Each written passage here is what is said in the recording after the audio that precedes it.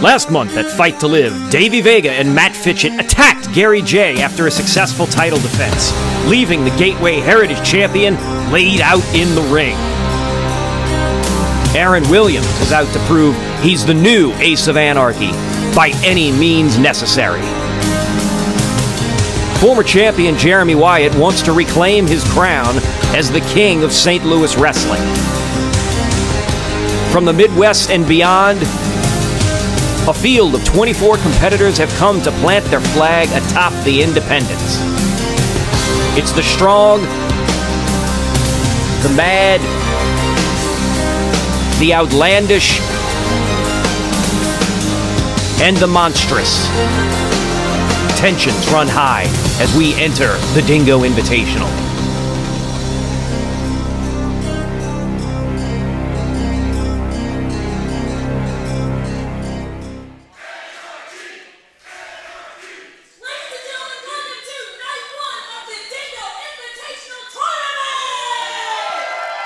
Welcome, St. Louis Anarchy fans, and good evening from Alton, Illinois for night one of the Dingo Invitational. Opening contest is a singles match scheduled for one fall.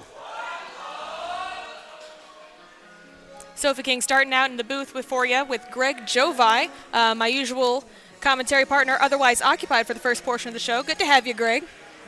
Good to be here. I'm going to put some of my bias aside tonight to call the action here with you.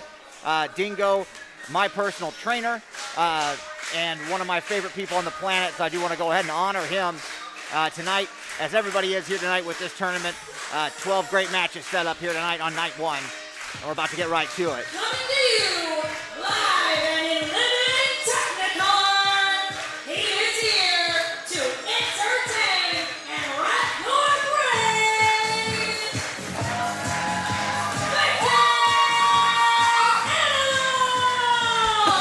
A bit of gamesmanship here already, right off the bat from Victor Analog. That jacket looks a little familiar, don't you think? It looks a little familiar. He also charged the camera as his opponent tonight is known to do. I'm a little bit triggered personally. I'm still suffering PTSD from that incident. Hopefully we're still live on Twitch right now. We have confirmation we are in fact still live. Feels good. Just strategy-wise, though, I don't know if Victor Analog really wants to be enraging Matt Fitchett. A personality trait of his opponent is his hot-headed nature. He's been that way since I've known him in high school, all the way up to right here tonight, stepping foot in this ring. I think he does not need a trigger to come in here pissed off. He wakes up that way.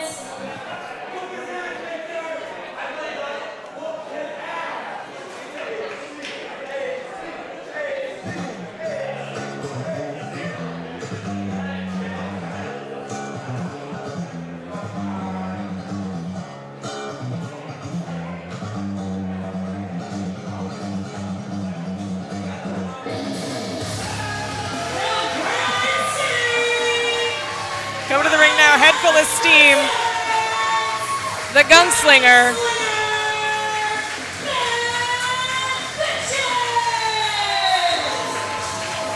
There. Going right for Victor, right off the bat. Like I said, last thing that you want to do is piss off the gunslinger. He was already coming in hot, putting his hands on Nick Chin.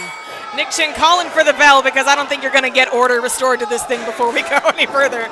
Matt Fitchett, a very, very motivated man tonight, regardless of his actions at our last event, whether you like him, whether you don't. A favorite for this tournament, one of the best professional wrestlers to come under the tutelage of Dingo, already at thing there. And then you see right now already, I'm sure you're going to see tons of things honoring the man tonight, but those tights he wears are actually Dingo's, given down to him after training. Fitchett wore those a few times in his early days in Texas. Hasn't donned them in a long, long time, but tonight to honor Dingo, choosing to wear them here for night one. And Victor with a little bit less tenure in terms of Dingo himself, however, quickly becoming an Anarchy favorite here. Definitely holding much higher favor with the fans than Fitchett right now. With a big shot. That's something that you didn't think you'd hear in this building. Right. Victor Analog. Woo! Good shot there. And up he kips. And that was just a big right single leg drop kick, but he does, 1, 2. No, big kick out. He does also employ that Baisuku knee strike that Fitchett has also been known to do. So be on the lookout for that from both men tonight. Woo! And I can hear that even with the headset on. What a good chop. Hell of a chop. Another one coming up there from Victor Analog. And Victor Analog very motivated as well, young in the game. And one of the big up-and-coming names, had that huge breakout match with Billie Starkz. A lot of people said that was a match of the night candidate. But yeah, you can have fun matches, you can be entertaining, but when you're laying on your back, you're not going to be invited back too much. And there you go, Fitchett laying the boots to Victor Analog. Fighting a little dirty. Oh, with the boot right to Victor's face. Yeah, I find it interesting. I know we're trying to make this tonight about the action in the ring. I find it interesting the crowd has turned on Fitchett so.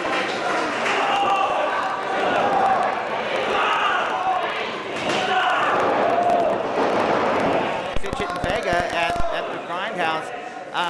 It was a long time coming. If you're gonna associate yourself with people like that, you're gonna get judged by the company you keep, and I find it a little interesting to see that they've turned on them so quickly.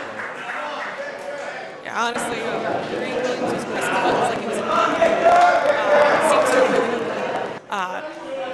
Victor, meanwhile, really hasn't raised much ire from the fans. He's just sort of been a very good boy, I would say. He is a good boy. A good boy. Don't get me wrong, I like Victor. He's one of the, he comes here, he works hard. He's got a lot of talent. He's definitely the underdog seed in this round of the tournament, if you will, in this bracket. But he's holding his own here, big striking contest.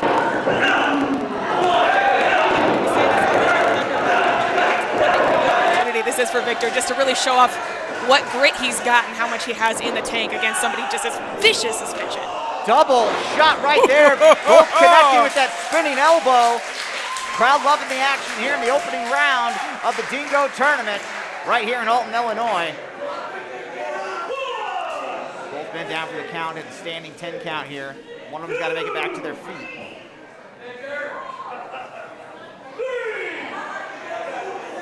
Yeah, this is rough. We speak about the aspect of the tournament here. You know, these two guys, they both just got their bell rung. If they're able to get back to their feet, one of them has to.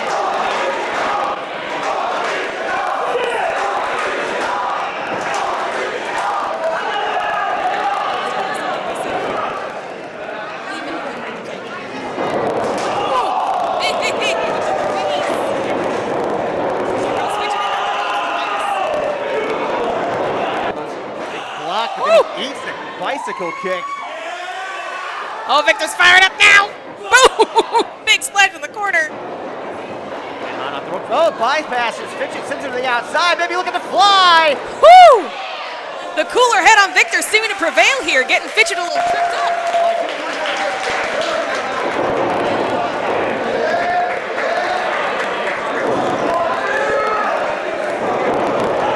To go balls to the walls here as he's out and diving through the ring apron there with another tope and sending him right on in. Fitchett is trying to get a respite here. He's trying to roll out the other side. Stops in the corner. Big super kick. I think we got an excellent point. As an underdog, Victor recognizes he needs to throw every single body cell into this match. Woo! Fitchett was going for that knee strike. It was scouted by Victor Analog. Hell of a cerebral opponent is Victor. Victor hunting for his now. Both men drawing down that knee pad, signaling their knee strike coming. Woo! And he connects. That could do it. Big upset. He's got to chase Fitchett for it. Fitchett's not going down easy. Oh. 1, 2. Big kick out from Matt Fitchett. Despite an excellently technical cover from Victor. Victor Analog has finished people with that match. It was a great cover. I think Fitchett was rolling over trying to get to a rope. He didn't succeed with that, but he did have to get dragged back to the center of the ring. That bought him a couple of seconds, and that alone can give you enough recovery time to shake the cobwebs. Now let's see what Victor Analog has in store. Does he have something else that he can whip out here? Does he have something else in the tank other than that Baisuku knee? That is what he tends to go for to finish people off. Oh, took a little bit too much time trying to get the people. Oh, maybe I spoke too soon. Fitchett coming in hot, eats that knee. Wait a minute. Oh!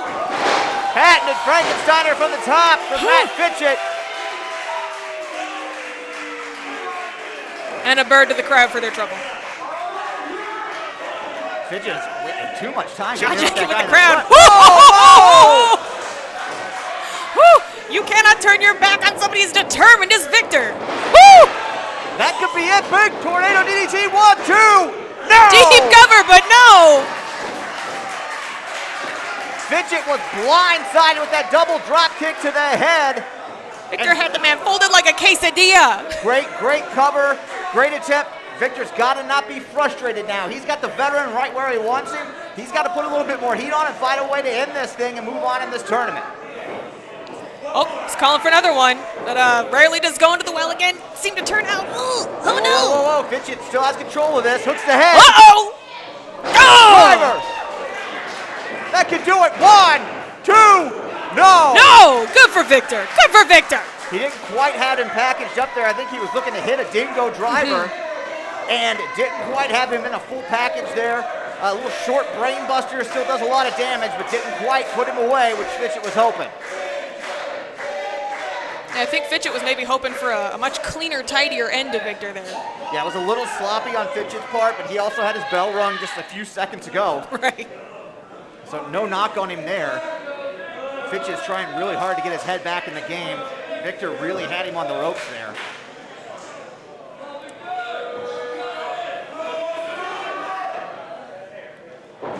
Fitchett trying to cool down, but he slowed his pace down. Whoa. Oh! Another strike to the head from Victor. Ooh! Elbow right to the back of the head. Could that do it? 1, Lord. 2. No! Oh. A split second away from a 3 count by official Nick Chin. And Victor Analog is really taking it to Matt Fitchett here in the opening contest. I think shock, to say the least. Truly. If Victor does not pull this one off, then he may as well just pat the next person on the line down the back for loosening the pickle jar for him. Whew. These guys locking horns right in the center of the ring. Big strikes. Victor up to his feet a little faster. Whew. I know I'm impartial. I know I'm supposed to be impartial, but it's hard not to root for Victor. I suppose. Big. I don't think Matt Fitchett's rooting for Victor. Big spinning. Oh my God! Big smack in the face. One right back at him. Fitchett and Analog. Couple of titans here in the early going, trying to knock each other down. Nobody's going. Nobody's budging. Whew. Oh, with the capo kick. Oh, Victor hangs on to the tights. Uh-oh, the go behind. Oh! Snap German suplex from Fitchett. Excellent execution. Uh-oh. Woo! About a 1, 2. Whoa! Fitchett rolls through. He rolls through. He's not really certain. Short where arm he's at. wide. He did not look here in his eyes as he's eating those lariats. Back elbow. Victor very wisely keeping the wrist control on that one. Is he lining up here? Maybe a big Uh-oh, going for that back elbow to the brain again, but gator roll. Fitchett. 1, 2, 3. that is it. Whew. If I'm Fitchett, I'm jumping in an ice bath right now. Excellent back and forth contest. Matt Fitchett able to wrap him up at the end there, just showing a little bit more of a ground game, a little bit more experience from Matt Fitchett. And I tell you what, there was in that match right there, you saw the spirit of the man that this tournament was named after. Dingo would go in there with folks younger than him, with the folks that he trained, and would make you beat him in the center of the ring. If you wanted to earn his spot, if you wanted to earn his tutelage, you had to take some punishment, and you had to prove that you deserved to be in there. And that's exactly what Victor Analog just did tonight with Matt Fitchett.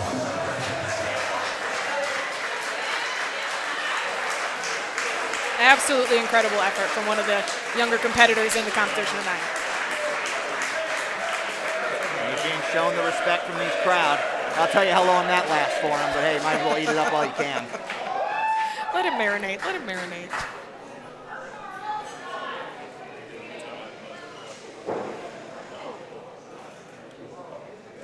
The following is a first round singles match scheduled for one fall. I think we could go ahead and preface that all of these matches are first round singles contests. I bet they're all.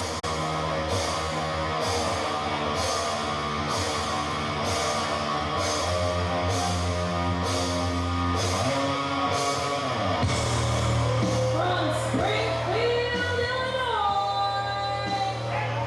Mad Dog Connelly.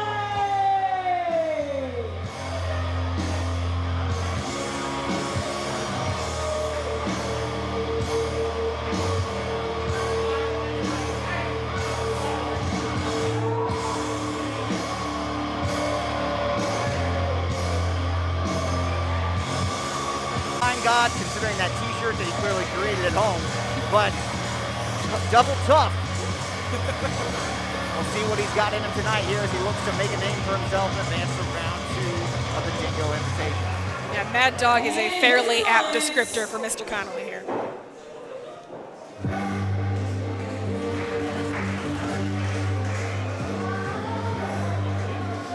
But he certainly has his work cut out for him here. Welcome to the main card.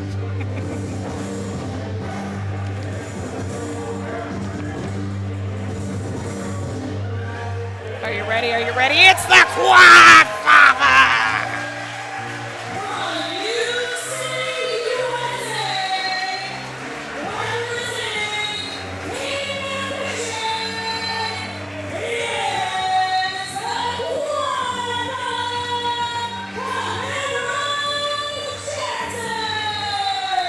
the Official Adam Kennedy already having to pull Connelly away from Cam Jackson just so he can get in the ring. It looks like he's going to try and use his face off there. He's already trying to, we might have another hot start here, right back to back. Kennedy is trying his best to control this thing. There's the ring of the bell. Ooh, right for the single leg. He's got the house of fire here. I mean, coming out big shots to Camaro Jackson. Just monster hooks here. Camaro Jackson, because he's so talented, because he's racked up some wins, you may think of him as a veteran as well, but he's also fairly young here. I think this is more of a balanced matchup than a lot of people probably had going into this thing. But whereas Cam Jackson trains in the Team Ambition dojo, Mad Dog Connelly seems to pick fights in junkyards. Yeah, I can only assume that his trainer is the guy in the front row that also came wearing chains for some bizarre reason. That's his dad. I don't actually know that. Belly to back from Camaro Jackson to break up the action here and finally get up on his feet a little bit. Absolutely planted. And I'm looking at our notes. Mad Dog Connelly apparently also not much of a written word. I have absolutely no notes on Mr. Connelly. Camaro Jackson, though, like you said, not even 30, obviously not in his prime, still ascending there, but a big powerhouse and is absolutely air marks are starting. And he's in control of this matchup now. Big slam. Big elbow drop. Nice cover there. 1, 2. Big kick out from Connelly. And right back on him. I love the tenacity. I love the focus of the Quad Father. And furthermore, using that hefty weight to put a lot of pressure on the back of that neck. Well, you know, I'm never one to stir the pot. Oh. I'm not one. Oh, aren't you? I'm not one for drama, but I can't help but notice he's not wearing his premier colors here tonight. I can't help but notice it doesn't seem like there's a lot of his premier boys here. I feel like it might be a breath of fresh air. Well, they're fighting the war against GNC over at S2 right now. Camaro Jackson is here fighting Mad Dog Connelly in the first round of the Dingo. Mad Dog Connelly with a reversal. Going for the knee drop, but Cam gets out of the way. Looking to punish him right in the lower back, and nobody was home there. And no knee pad on that knee either. Oop. What rotation is flinging a human being? 1, 2. We call that a yeet. Making good use of that weight again is Camaro Jackson. He does absolutely have the weight advantage. He is just literally choking the air right now out of Mr. Mad Dog Connelly. Connelly, I always like the positioning there. He's making it hard for him to throw an elbow. Connelly able to back him up into the corner, though. There he is. He's free. Cam needing to take a moment Walk it off. Come to another corner. Jackson walked it up, but then challenge him to come on in and give another one. Reversal going to give him something of his own here. Big shot from the quad father. See, after that first shot, he said, "You made a mistake, my friend." And there's another one right in the corner. Absolutely punishing blows. Cam sends him off. Swing and a miss. Oh, gut wrench from Connelly. Oh! Great rotation on that gut wrench. Not able to follow up, though. Oh, but here we go again. Amazing strength from Mad Dog Connelly. Deadlifting him up off the ground and planting him back in. Ooh, with the headbutt. Whew. Jackson is a couple inches away from getting out of the ring, though. 1, 2. No. Big kick out. Jackson definitely reeling, though. I thought he was trying to get out of the ring there. Great ring presence from Mad Dog to jump on him, make sure he doesn't get a cover. I don't believe Jackson's used to getting his equilibrium upended like that. No, absolutely not. I couldn't tell you the last time I saw that man get thrown around. Well, if you're not used to it, it is a disorienting experience. Ooh, Cam with the hair. That's that premier influence. Sends Mad Dog right into the post. Woo! Just planting him right down there. This could do it. 1, 2. Not quite. Mad Dog with a kick out. He's not going down quietly. Too much fight in the Mad Dog. Look at it now.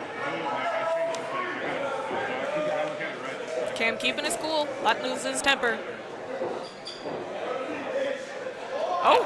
He is kind of toying with him here instead of staying on him. Perhaps frustration. My friend, that is a mistake when you're doing that to somebody who brings chains to the ring. Keeping the big. Big pop off of that one. Right hand. It's like getting swung at with a catfish. What? I'm saying, you just whap. I'm standing by it. I'm standing by it. Whap indeed. Another one coming in hot there with a big forearm. Could be looking for that big lariat. But there's some He goes. back up. Swing and a miss. Ducking under each other. Oh! With a thunderous connection in the middle of the ring. Both men connecting with a lariat. Who's going to be able to capitalize now after that huge meeting of the minds right in the center of the ring? I'm having sympathy pains in my sternum.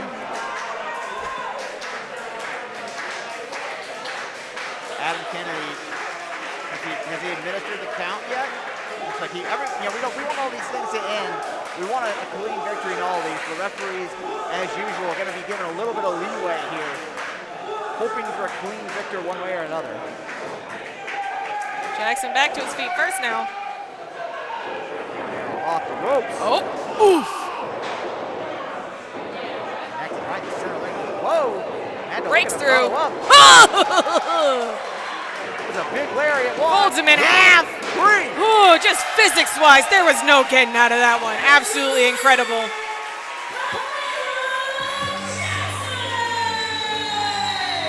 Camaro was hunting for it all match, especially the back half there. Finally connected with that big, huge lariat.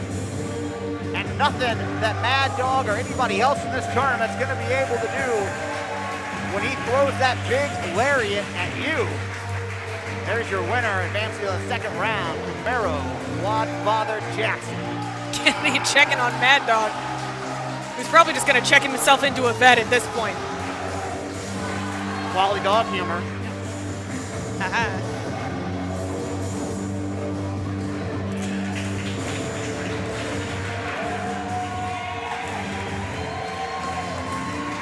There's an absolute dark horse candidate for you right there in Camaro Jackson. I don't think you can call this match an upset, but I think as we continue to go into this, I wouldn't be surprised to see Camaro Jackson pulling out more and more victories. He's built for distance. He's young, but experienced, training in a prestigious gym. Absolutely the type of guy that can come in here, shock the world, and be your first Dingo champion. Absolutely all the tools needed to make a deep, deep run in this tournament.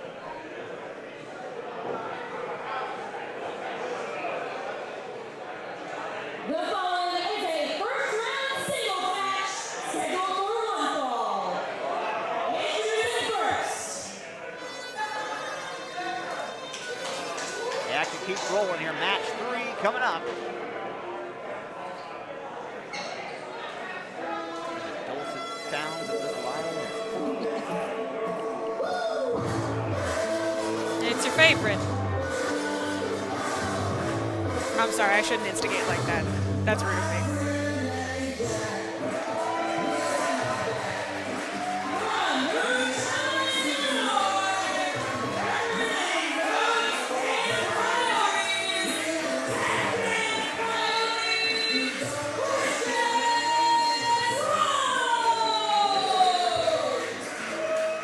I'm going to do my absolute best to call this thing down the middle. I'm a professional. When I'm out here and I got this headset on, I'm going to do that job to 100% of my ability. But everybody out there watching knows me and him got a date in July, and that it's very, very serious. So there's no reason for me to get into that now. I'll try and call this match the best I can. I respect you for it. If it makes you feel any better, he himself is self-described now with the blonding of that mullet as a poor man's Sid Vicious. I'll let you take comfort in that because those are words out of his mouth, so I'm not talking trash. But speaking of talking trash, an absolute saint that I happen to share a name with coming to the ring now in Nick King.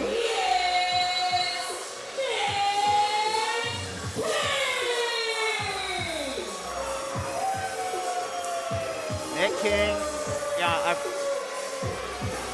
I respect this kid to a certain extent. You know, I once attached my wagon to Evan Gelistico as well, multiple times throughout my career. So I completely understand why a young mind would want to do that. I think it's a great decision. The red sash, maybe not. But you know, Nick King's very talented. An absolute font of potential, but sometimes you just hit your wagon to an asshole. Hey, you said that, not me. I mean, I consider Evan Gelistico a good friend. I understand exactly what his gripes are with professional wrestling. There are a lot of mine. And Nick King is hopefully going to learn those pitfalls from him before he has to experience them. But tonight is one of those pitfalls. He's across the ring from Christian Rose. And for whatever I may think of him, I've never said that Christian Rose is not talented. Go back, find every interview I've ever done, find everything I've ever spoke about him. I don't hitch my wagon to people that I don't think are talented professional wrestlers. Christian Rose absolutely is that. Journey Pro champion, you saw that right here on this same Twitch channel. And an accomplished athlete everywhere he's gone. And obviously, reasons that everybody out there is very aware of, he's been very motivated this year and has put some victories together. So you got to give it to him that he's got momentum coming in that Nick King doesn't have. You are nothing if not professional. I appreciate that. Christian Rose sending King for a ride, whipping him around by the arm here.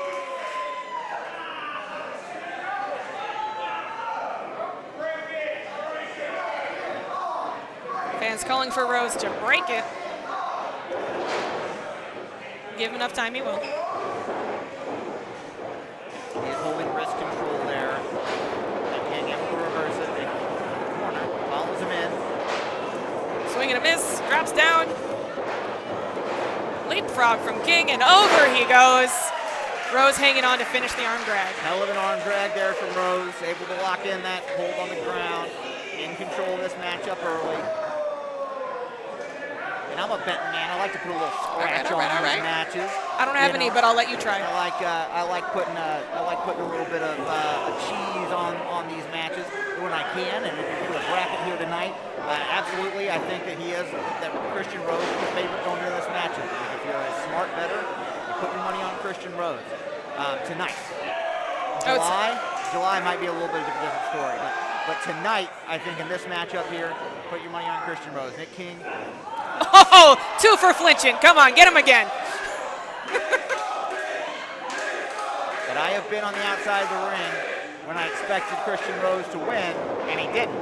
So it's incredibly possible that Nick King is able, boom, right there, to pull out a victory tonight. You see a nice snap German. He has all the tools if he focuses on the fight in the ring and not jaw-jacking outside of it.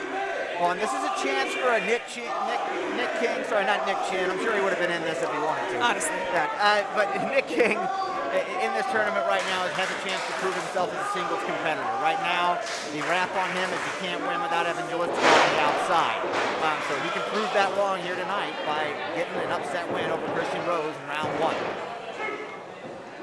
Absolutely, yeah, no cronyism here occurring tonight. Just solo King. For those at home, if you don't have a Twitter, if you don't do that, social media much, there was a statement put out that any interference would lead to a 24-month ban in Anarchy. So that's why you don't see Evan Gelistico and Nick King involved in each other's matches tonight. Adrian Surge will also be minding his own business later in the evening. Absolutely, everybody having to go it alone tonight. Grindhouse as well remaining separate. Absolutely, yeah. Everybody with lineage just left at the door, and everybody's here tonight to compete, to prove who's the best singles wrestler, and to honor the St. Louis professional wrestling legend. And that's the name of the game here. And that's exactly what Nick King is doing with that thunderous chop. Another big one from Nick King, laying it into Christian Rose right now. Rose the reversal. Rose a little pissed off now. Rose all heated up now. Big reversal there from Nick King. King just wearing Rose down now, taking his turn in the corner. Takes a big rush in. Looking for a knee, but he got caught.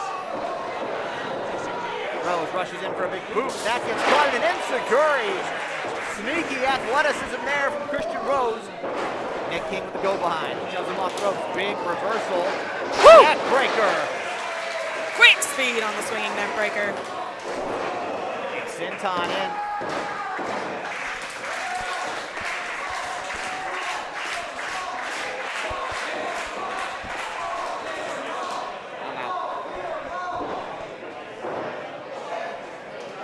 Rose looking to turn him over now for the Boston Grab. But King's fighting it. He's a wiggly little guy.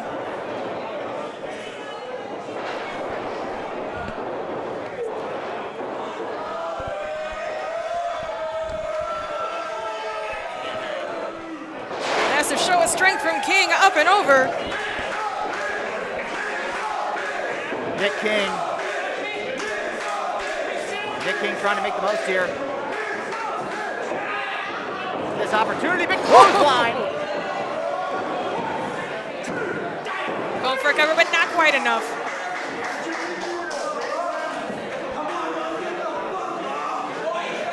And this is where we start to see the difference between a younger competitor and a more veteran competitor, is the patience factor. King's starting to look a little flustered and frustrated. Younger and arguably better cardio. 1, 2.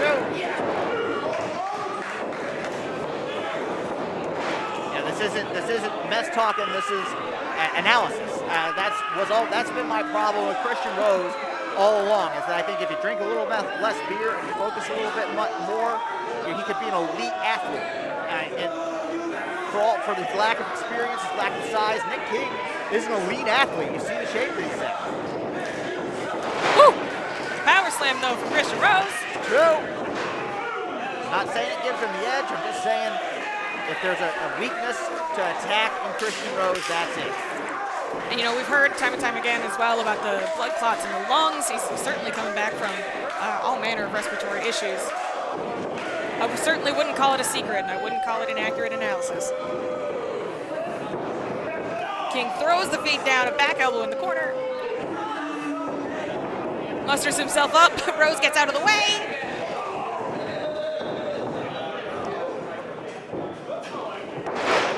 Going for the roll-up is Rose off that slingshot.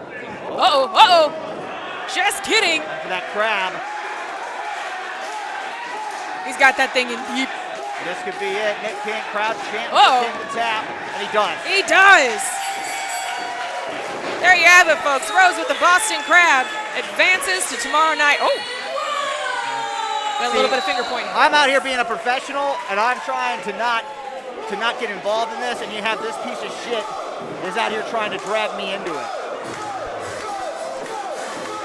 Well, he'll have to wait a little bit because now we are looking ahead to tomorrow night when we will see Christian Rose versus Matt Fitchett in Night 2 competition. Yeah, that's a hell of a lot bigger test than old Nick King.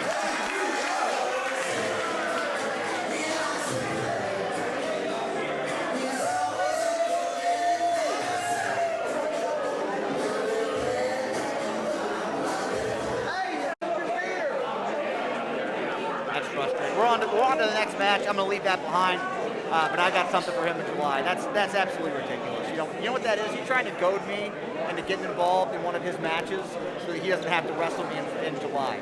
Because he doesn't want to have to deal with that 5% chance I embarrass him in the ring. It's false.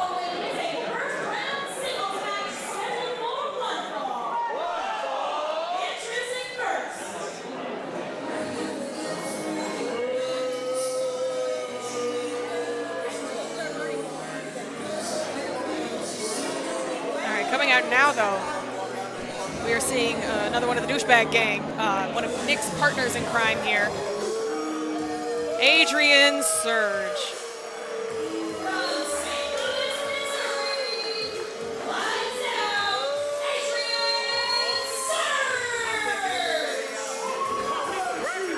Yeah, I don't like that people had to be canceled from this tournament tonight. Travel issues abound. Adrian Surge, though, gets an opportunity, and you can call him whatever name you want. You can say, you can attack the people he associates with all you want. Adrian Surge is that guy that every time he's gotten an opportunity has taken it and just a little bit more. You go back to PWCS, I gave him an opportunity to make a team, he did that. I gave him an opportunity to win a championship, and he did that. Anarchy gave him a shot to get on the card, he got on the main card. Now here tonight, he gets an opportunity to compete in the Dingo. It wouldn't shock me if a guy that's as motivated and talented as Adrian Surge is able to win the Dingo. Credit where it's due. My feelings, though they may be, you're absolutely right. He is an opportunity taker. Now this is the part where I have to work against my bias in the opposite direction in favor of my commentary partner here.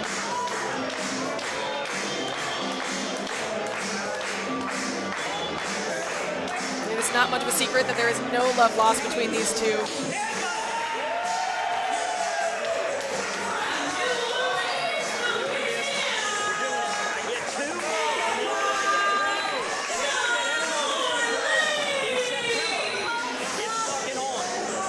As much as I'm sure Sean is absolutely chomping at the bit for this matchup, I can't pretend like this meeting went super great for him last time it happened. Exactly. I mean, and here's, in my opinion, to the contrary, this is a guy that's been given 1,000 chances and screwed them all up. So I wouldn't be shocked if Adrian Surge continues down the path that has always been written for Sean Orleans and gets a victory here tonight and sends him right back here to this commentary team.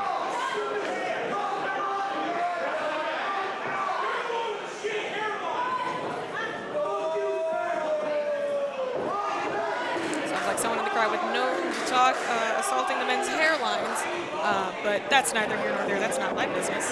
Where's my cup of tea to sit? St. Louis Anarchy fans being hypocrites, Sophie? What? What? I've never heard that in my entire life. Never.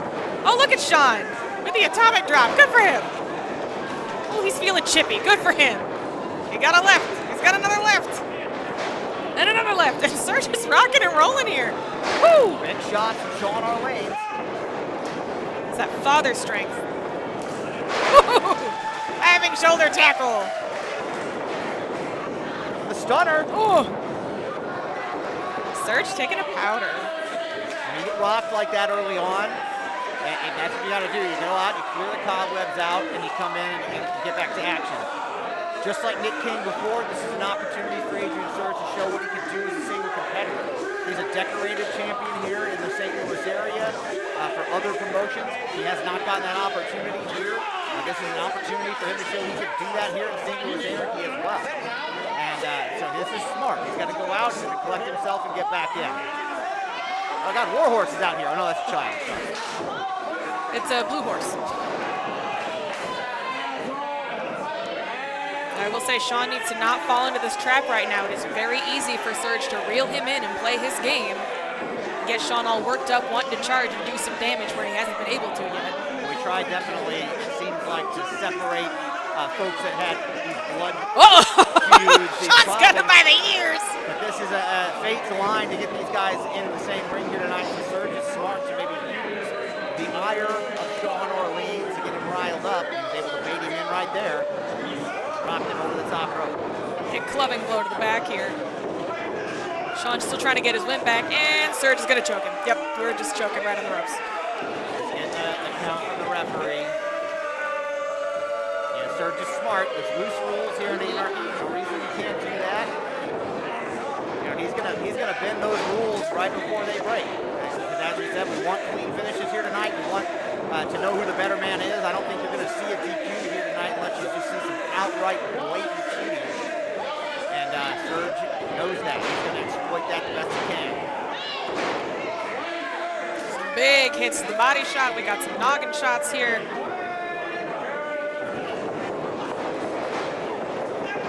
Great technique from Adrian. Surge there, big Irish whip. Follows it up with a Euro in the corner. He goes for the cover now. 1, 2. Sean simply looks like he does not know where he is right now. He is rocked. Bit of a lackadaisical cover there too from Adrian Surge. You gotta wonder if maybe things would have been over if he would have hooked the leg there. And regardless of track record, he's still in there having a fight. Snapmares him over, cranks the head. In control of that neck, big elbow right down on the trapezius. the neck, the trap area there, trying to separate that shoulder. I've had that happen before. It's not fun. Surge falling into a trap that a lot of people have here, worrying too much about the crowd. Big scoop slam from Orleans. He got a leg drop. Oh, but he misses. No water in the pool for the butt cheeks. No big Hogan leg drop there from Sean Orleans. Big drop kick back into a 1, 2. No, kick out from Sean Orleans. A bit less cute with the cover this time. I'll give Orleans this. He is a tenacious man. He absolutely will not quit even when all logic and fate will tell him he should. So there he is. He's still scrapping, but Adrian Surge is in control of this matchup as I predicted he would be. Pop Sean up with a Euro there.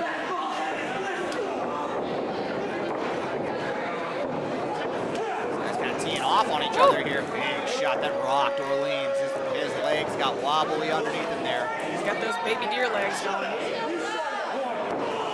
Oh, shoulder block right to the gut. And again. Taking the wind out of an already reeling Orleans. There's a much more methodical pace to this matchup as Adrian Surge is maybe trying to keep this match at a slow pace so he can have a little bit of the tank going on in the next round. Big double underhook suplex there. 1, 2. No.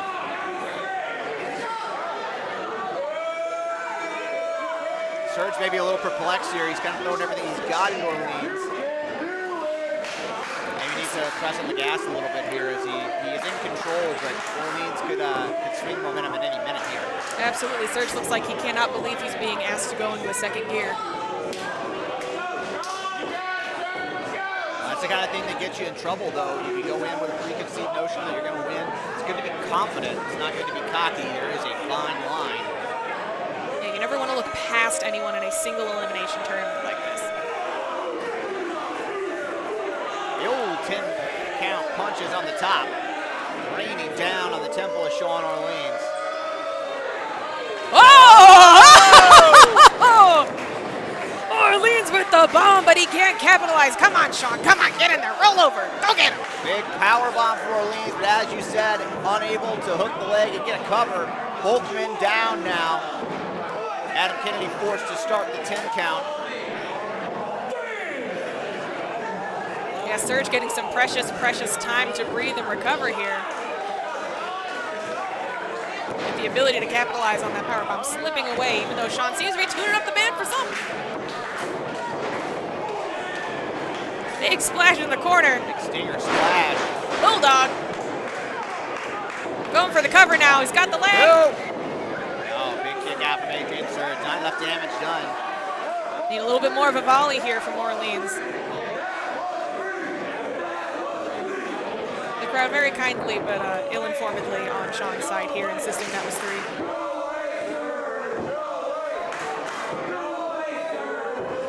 He's sizing him up.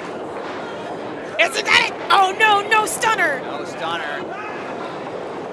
Adam Kennedy narrowly avoids. Whoa! Oh, come Low on. blow from Adrian Surge. Just ragdoll Sean with the swinging net breaker. That'll And that's do all her. she wrote. There's your winner, advancing to round 2, Adrian Surge.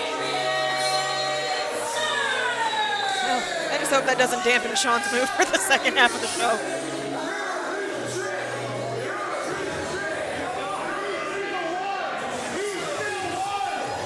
Hell of an effort there from Sean Arlene, but there's your winner, Adrian Surge, advancing to round 2.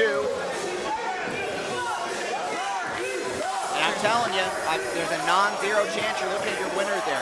As I said, given an opportunity, Adrian Surge kicks it to the next gear every single time. He will have his work cut out for him as we advance down the card, but in the meantime, he's going ahead tonight too. Well, and we can only look at what we had in front of us, right? It's hard to argue that he did not have maybe not the easiest match. It was back and forth, but the pace of this match was very, very different than the frantic pace of the first 3. Adrian Surge may be going in with a little bit more in the tank tomorrow night for night 2. Absolutely, Surge very much got to wrestle his type of match. If I'm scouting for tomorrow night, that's what I'm looking to do. You want to take a guy like Adrian Surge out of his game and out of his element tomorrow night, then we're going to see what happens. But tonight, big congratulations to Mr. Adrian Surge taking the most of the opportunity and moving on to round 2.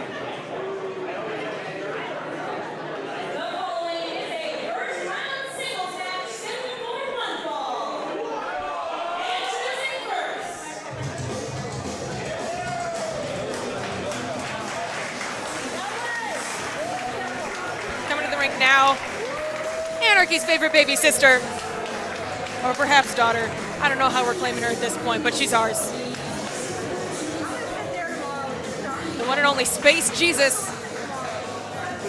Billie Starkz.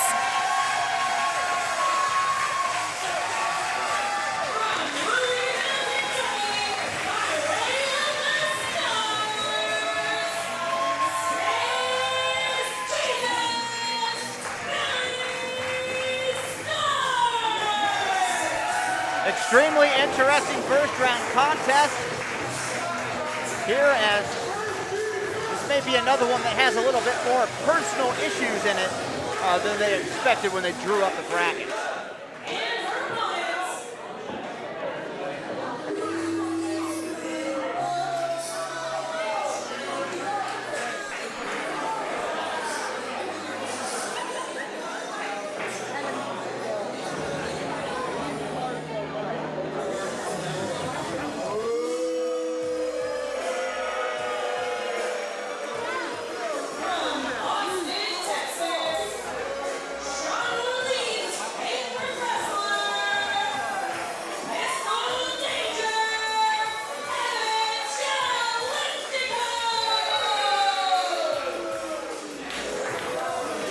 Another guy, I don't know the stats on the brackets that have turned in, but I bet there's not a lot that have Evan Gelistico winning the whole thing, and he's absolutely capable of doing that. People forget, because he's been a stalwart here, and he's been here for a long time, he's been doing it a long time, they forget how fantastic of an in-ring competitor Evan Gelistico is, and here tonight, something to prove against Billie Starkz. Evan Gelistico absolutely capable of taking this whole damn thing. It's also worth noting that Gelistico has been wrestling for exactly as long as Billie has been alive. It's hard to start that to starve off that experience edge. Oh, Billie, come on. I know you're young, but you've seen wrestling before. You know better than to shake that hand. But there wasn't a nasty breakup between these two. They were tag team partners for quite some time, and Evan Gelistico actually left the tag team because he was to the point, he was so down on himself, he felt like he was holding Billie back. And then this whole turn of events happened where he went down a different path. Big shot there, 1, 2. So I expect a respectful matchup here, but there are still personal issues between these two, as I know they were close friends before. Choke slam! 1. Oh, they got it, 1. He is in a flurry here. He's got that submission locked in. This could do it. Evan Gelistico has tapped out tons of people with this maneuver. The crowd is getting behind her, and she's going to need it because that is a nasty submission hold that she's got on her right in the center of the ring. I think her only saving grace is how early we are in the match here. He's cranking that thing back. I don't care how early you are. This is in danger right now. She may need to tap out. Gelistico, a veteran's veteran, was able to push the bottom rope out of reach there with his foot, get a little leverage. The referee didn't notice it. There it is. Well, what kind of damage has been done early on in this contest with that devastating submission hold? We saw the way the neck and the back were cranked. How do you just go start having a match after that? Oh, but Billie's not going to let that stop her going for the dive. Woo! I thought Evan caught her there for a second. She was able to parlay that into a DDT on the outside. Absolutely incredible. Tosses him back in. Goes for the cover. Big kick out at 2. And there you go. Look, I thought this thing could have been over in Billie's favor this time. It's back and forth early on. Both competitors wanting to end this thing early. Oh!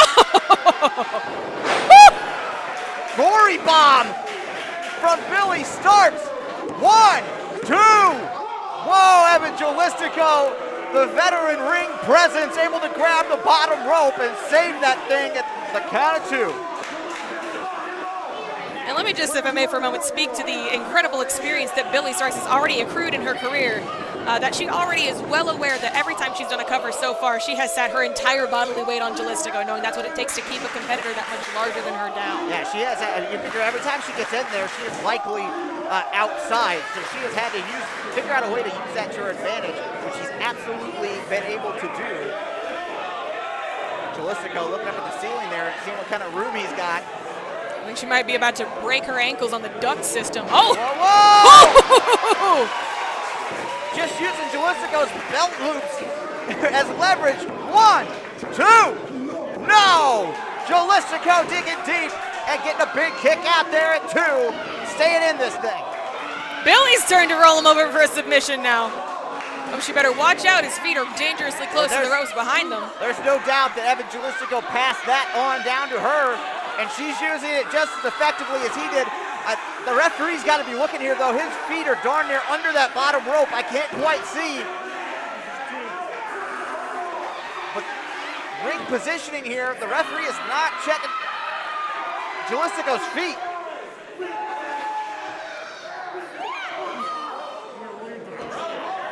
Gelistico maybe looking to roll this thing over. There he does. Oh, there he goes. Gator rolls out of that submission.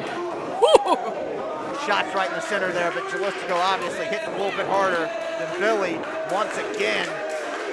Billie having to put her whole body weight behind those strikes to match Evan Gelistico's power. Fastball strike, stop with a heel kick. Wound up, nobody home. Speaking of nobody home, side step to Billie, sending her right into the corner. Oh, now watch out. Oh! Scouted. That's that clip. Oh! Scouted right into the tombstone. Here you go. Round 2 for Evan Gelistico, baby. 1, 2, no! It's the cocky cover. I am shocked. That tombstone has put many people away. Evan Gelistico obviously shocked as well. So creative at getting into that tombstone pile driver. He's put so many people away with that, but Billie Starkz able to kick out at 2. And here I had just been about to say, you should know better than to bounce Billie's legs off of a rope, but he knows. He's been the tag partner. He knows to watch for it. Gelistico, a cerebral competitor. You know he had that scouted. And now here he may be looking to put an exclamation point on this thing. But whoa! Hell of a shote from Billie there. Here's a huge opening for Starkz. Swanton! That could beautiful, picture 1, perfect. 2, 3. And that's it! Swanton bomb from Starkz taking out the veteran Gelistico.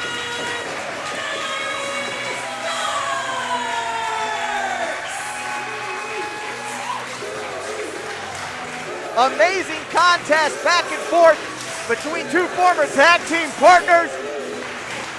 Billie Starkz was a half-second away from defeat, but was able to claw back and hit that senton on the top. And there is your winner, advancing to round 2, Billie Starkz.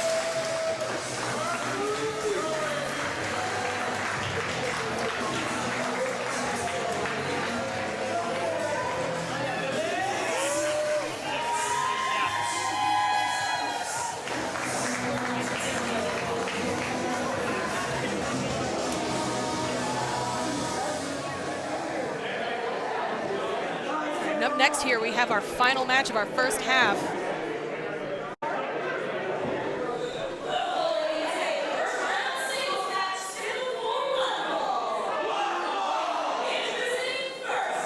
Huge contest, first half main event. Also my last match. Everybody get ready to hear the words "God damn it" a lot because I'll be off the microphone after this one. But one of the most anticipated matchups since, well, this morning when the matchup was made. A tournament final in any other building happening in the first round here for you.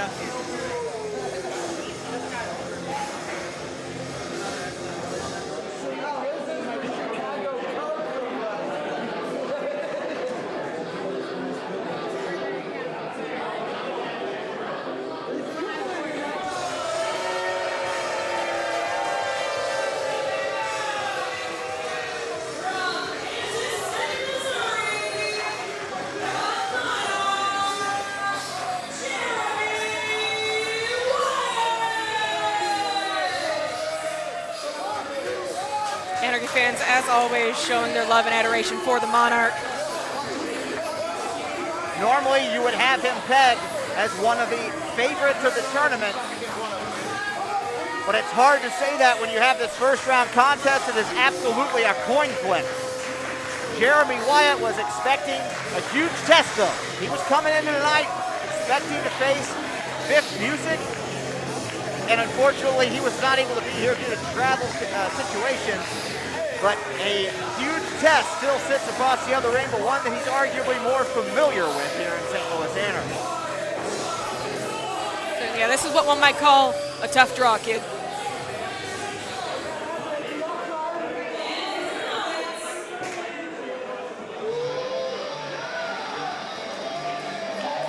Fans rising to their feet, stretching, warming up, getting ready for the absolutely electrifying entrance of Gary J.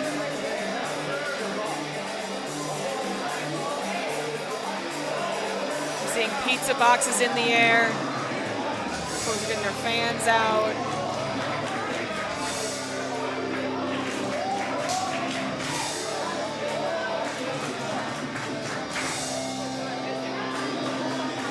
I think my favorite thing is seeing the veteran fans cueing the newer fans on, no, this isn't when we start clapping yet.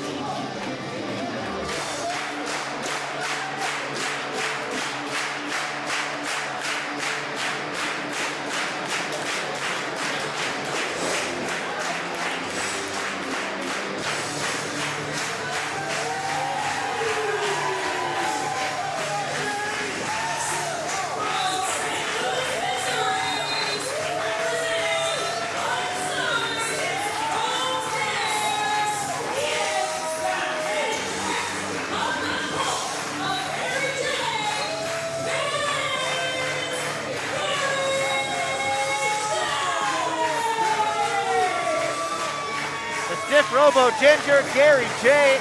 As you said, this is the main event on any other card. In any other tournament, this is your finals matchup. But here, it is an opening round contest between two of the toughest men in the history of St. Louis Anarchy. They are very, very familiar with one another as they have met for the Gateway Heritage Championship many, many times.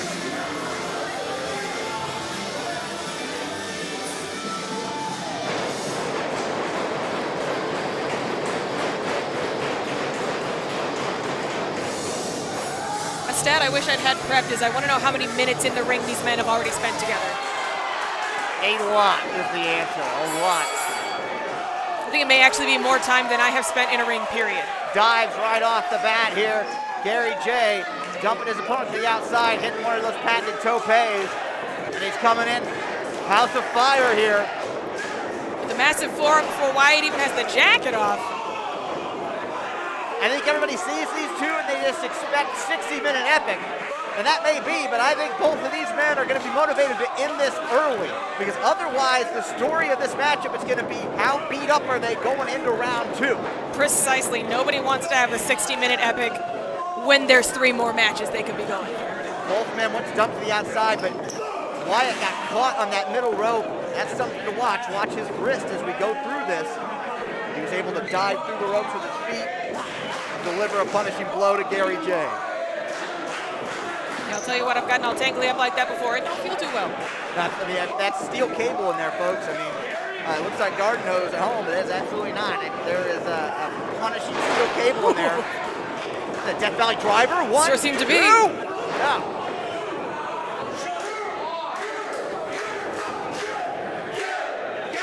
Gary J with the crowd firmly behind him, and I can tell you, from somebody that's been in there, opposite of Gary J managing, this can be a terrifying environment for competitors. But Jeremy Wyatt's one of those guys that crowd response is absolutely not going to intimidate him. It's like yelling at a hockey player. It just doesn't do anything. Jeremy Wyatt is locked in. Jeremy Wyatt possesses hyper-focus. That's something that all great, successful people have, whether it's in pro wrestling or any other avenues. He's hyper-focused on this match.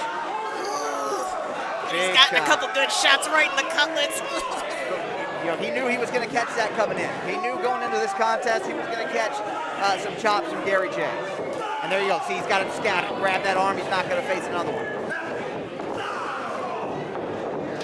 Forearms there to Gary J. Here he sends him up, but Wyatt hangs on. Ooh! Whoa! Sends himself all the way out. So much momentum there. Tips to the outside. Listen to that. Wyatt put the stop to that tope. Oh! Ah! Belly to back right on the apron. Slams it down, then right to the ring post. You know, some folks say the apron is the hardest part, but I would contest it's the hardest. The ring post definitely has you there. It's made out of solid steel. Gary J just got introduced to it face first. Old friends reunited once again. Wyatt going early for that coronation pile driver. Gary says absolutely not. Again, you know, I think these guys are motivated to try and end this thing inside of the early moments of the matchup. You may see them looking for those finishers, those patented maneuvers a lot earlier than they normally would in a match where they know that they can test it out. But Gary may actually try to keep his blood inside himself tonight. a heck of a chop from Wyatt.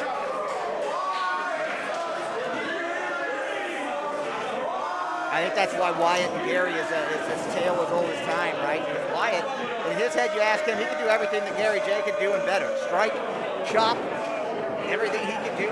He believes he can do it better, and Gary J will tell you the same thing. They believe that they are the measuring stick here in St. Louis Anarchy, and wherever they go for that matter. Absolutely. Wyatt cannot get tired, and Gary cannot die. 1 count there, maybe signifying that we are in for the long haul.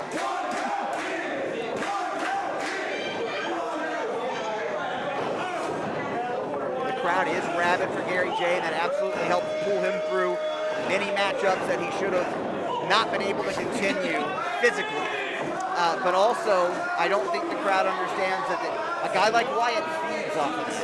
A guy like Wyatt is fueled by this response from the crowd. So kerosene on a bonfire. I don't view it as an advantage as many people would. I think that this is, that's again why these guys have been so evenly matched. The home field advantage is neutralized for a guy like Wyatt. Wyatt going to scrape Gary's beard off with his boost laces there for a bit. Wyatt soaking it in from the crowd. Leaving himself wide open for a gut shot, but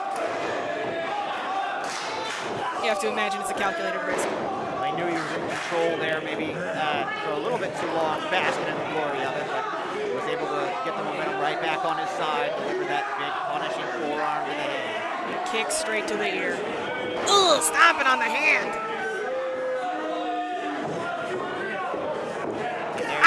Sniffing the fingers. Ooh, the fingies. We've absolutely seen Wyatt employ this strategy before.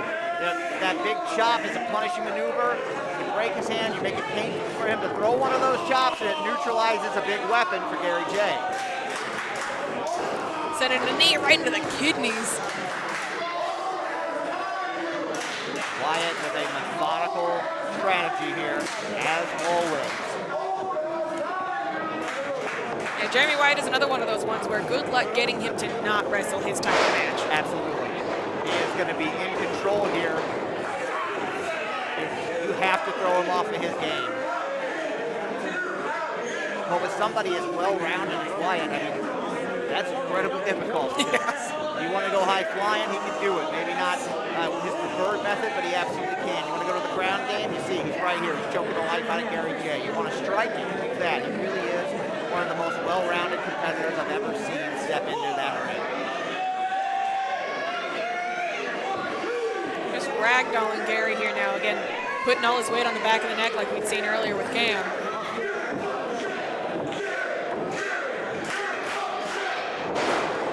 Gary with a jawbreaker, though.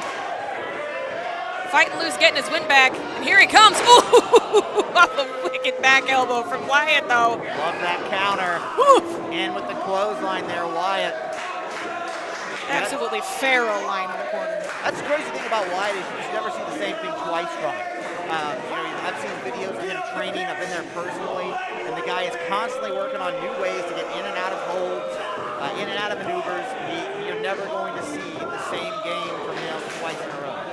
It's like he's the Nick Cage of wrestling. He's almost bored by how good he is. Arguable at best. That Nick Cage is good, but I will.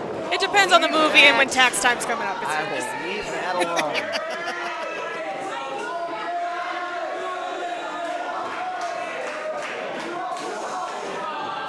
With the Alabama handkerchief directly onto the scalp of Gary. Wyatt is maybe letting his hatred of Gary cloud his judgment here as he gives Gary a little bit too much time.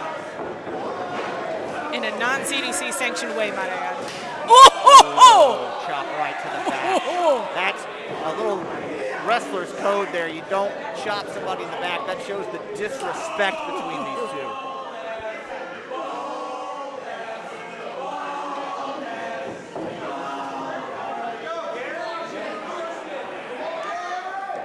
Looks like Wyatt may be trying to set Gary up for a super leg sweep here. Oh, nope. Oh! Gary flips it over, it seems.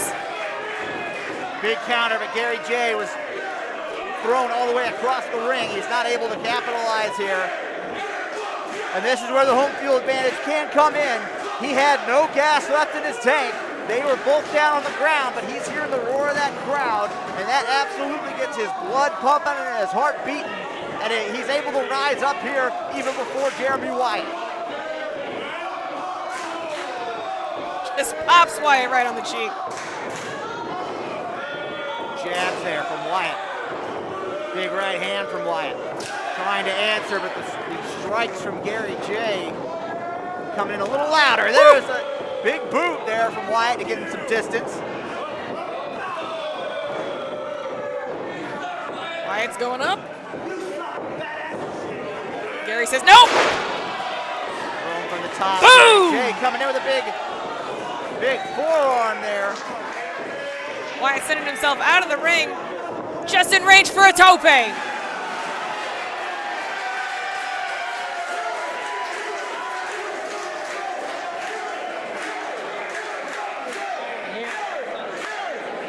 Gary J movement just ran right through Jeremy Wyatt. The momentum seems to be creeping back for Gary J. A narrative no one's talked about. I haven't seen anybody talk about it online. We haven't talked about it during this matchup. What does it mean for Gary J? Oh! Just thrown at the ring. What does it mean for Gary J if he doesn't win this thing? I mean, he's a champion. There's not a lot of chances where you're going to see a non-title match in St. Louis Anarchy. What happens if he gets pinned? What does that do to the rankings here? I mean, that could throw everything topsy-turvy. If Wyatt wants another shot at that belt, perfect way to do it is to put Gary J on the ground right here tonight. Absolutely. That's why we keep you around. Look at that big brain. Oh! Big clothesline right out of his shoes. 1, 2. No. Hell of a kick out from Gary. Wyatt with all of his weight pressed over there. I thought Gary was going to try to counter it into a triangle choke the way that he had Wyatt's arms positioned, but Gary maybe just in desperation mode having to use all of his power to kick out of it.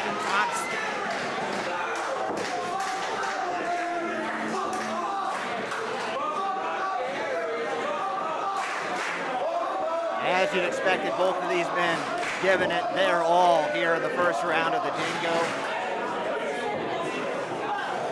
And as this thing goes on, we have to continue to think about night 2. These guys are not going to draw an easy opponent tomorrow night, and they are having to go to war here this evening just to stay alive. Gary with the pop-up knee gets sent to the outside. Goes for a step in. Woo! There it is. That could do it. Plants him. 1, 2. No! Wyatt with a kick out. He had that lifting knee scouted. That is sort of a setup move for Gary J. Gary was still able to parlay it into one of his signature maneuvers, that flatliner, as he bounds in from the outside.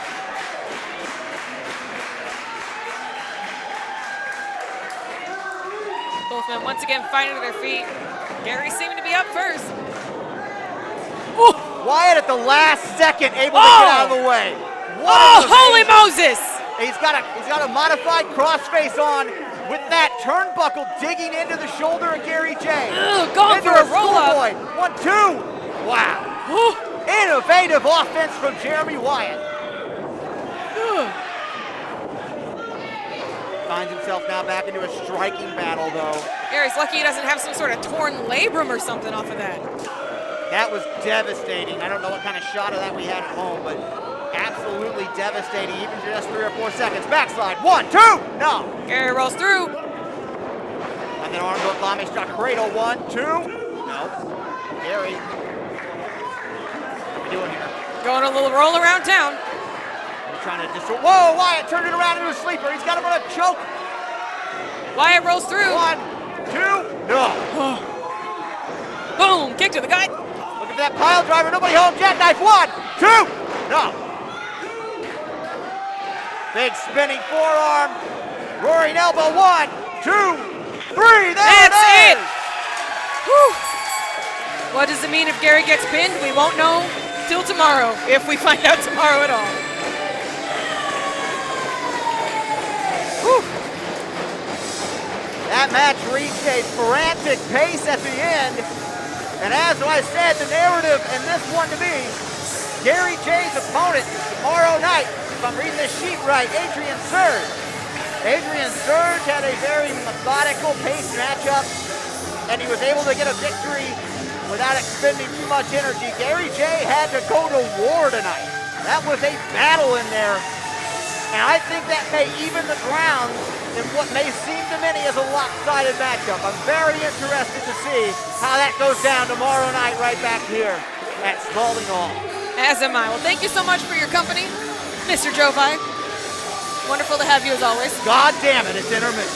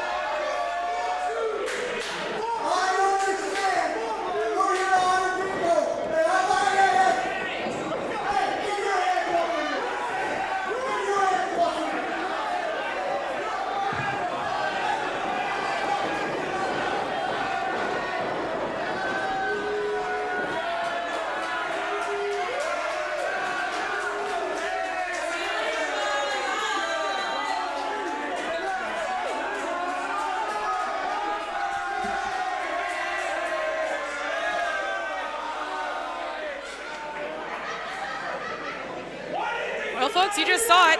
Greg Jovi has been forcibly evicted from the building.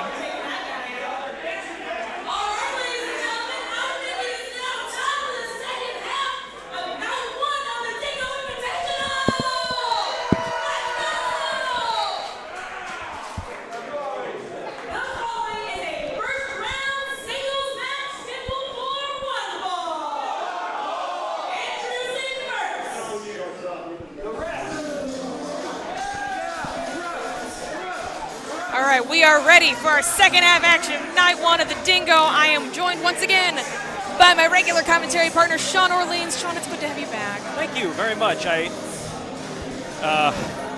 got conscripted. Well, I wanted to be conscripted, but it basically took 4 cancellations and then 4 people saying that they couldn't make it for me to finally get the call up.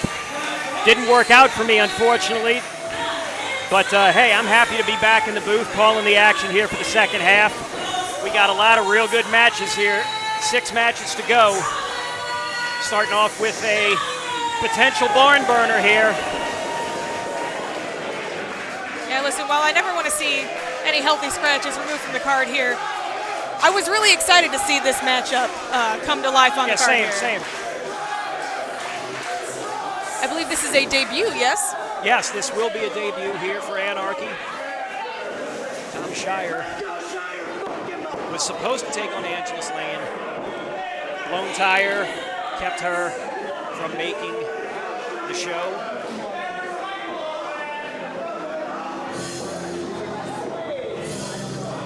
Facing Shire instead this evening will be a recent St. Louis up-and-comer trained at the Team Ambition Dojo, Rahim de la Suade. I like him already for his music choices. You're going to like him a lot more for the in-ring ability.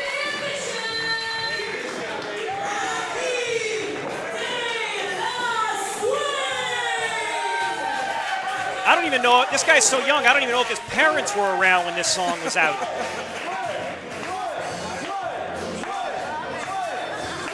Now, Rahim is a smooth criminal here. He, one of the things we can look out for him is incredible agility. Yes. He's very comfortable up in the air, and with acrobatics as well. Well, he's going to have to pick his spots. Spalding Hall is notorious for not giving high flyers a lot of room to work. If he doesn't watch himself, he may find himself caught up in a UFO. Right, more importantly. Tell you what, Anarchy, we pride ourselves on our competitors, men, women, all types, having good entrance songs. Yeah, add another excellent one to the Anarchy playlist. Yes. So add that to your, I can't even think of the app right now, but add it to the playlist, yep. Spotify? Spotify, thank you. Yeah, Spotify. Apple Music? Tidal? Shire offering a handshake here. Love a little show of respect. Let's see how long that lasts. Shire got the height advantage, the weight advantage. Experience advantage. The experience advantage. He's got the wrestling ability, I would say, advantage. Rahim, what he has to do is he has to be able to think quickly and move as quick. He has to rely on his speed. If he gets taken down to the mat like this, it's going to be Thomas Shire's match to lose. Absolutely.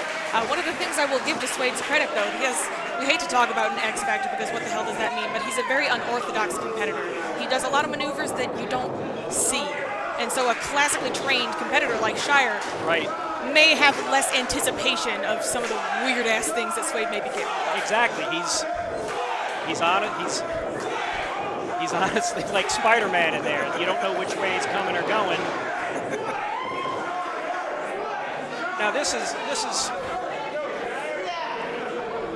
you can waffle on this and say this is smart or this is not smart because again, see, Shire was able to easily escape that, and Shire can out wrestle you, and he can find ways to escape holds, counter holds, and you could argue should Rahim be hitting and moving? Yeah, I would really advise against this, knowing how excellent he is with his agility. I would advise against trying to go hold for hope with Shire, but some things you got. Oh, there he goes! Head scissors takes him down.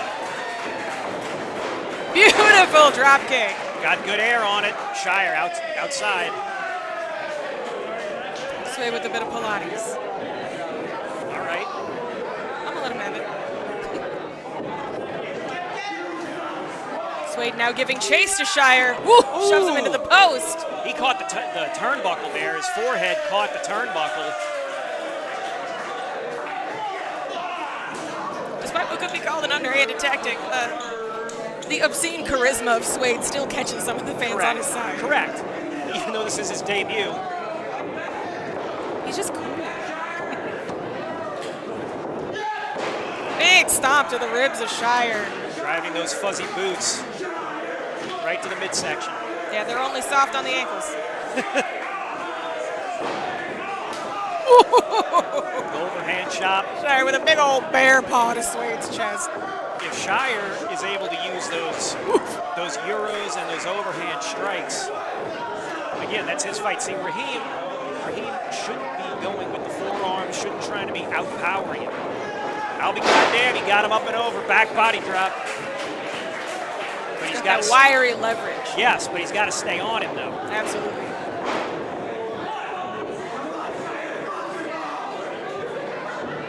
We don't know a lot about him, but he answered the call at the last minute. He recognized how important this is. And sometimes when you're that young, got a lot of air on that. When you're that young, you recognize you have to get out and go into deep waters. And sometimes you don't even know how deep it is. Whoa! Eating a wicked elbow and a euro to back it up. Overhand! Wow! Nearly took out one of the lights up there, going up and over. Thomas Shire, tall drink of water. Welcome to Anarchy, Rahim. Big kick out though, not staying down. You go up and over Thomas Shire, it's like a Tower of Terror ride. You gotta come back down, it's Mr. Freeze. Ooh. Having Shire there. There's a little something to bet. Ooh!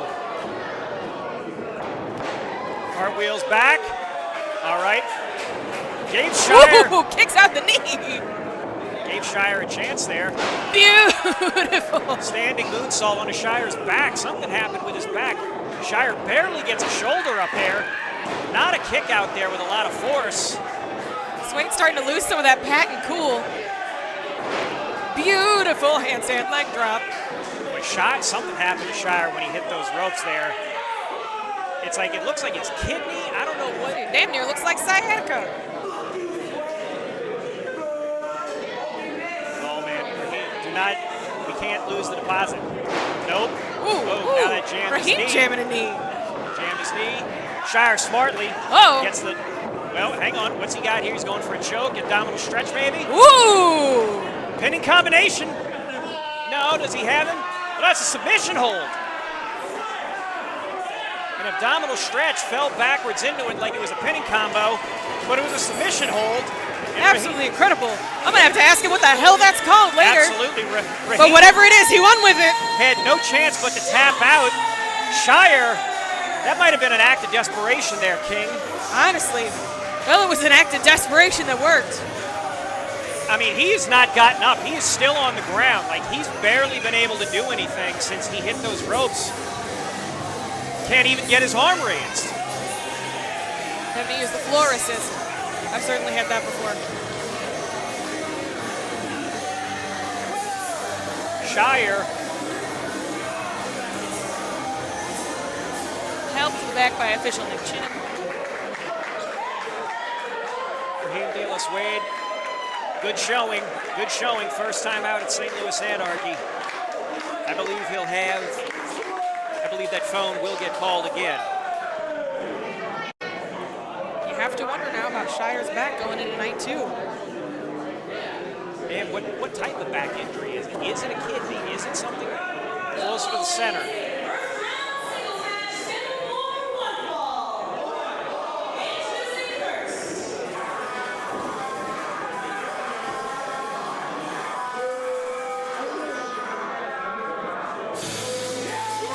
Now here's a face we haven't seen in St. Louis in a hot little minute. Sage Phillips.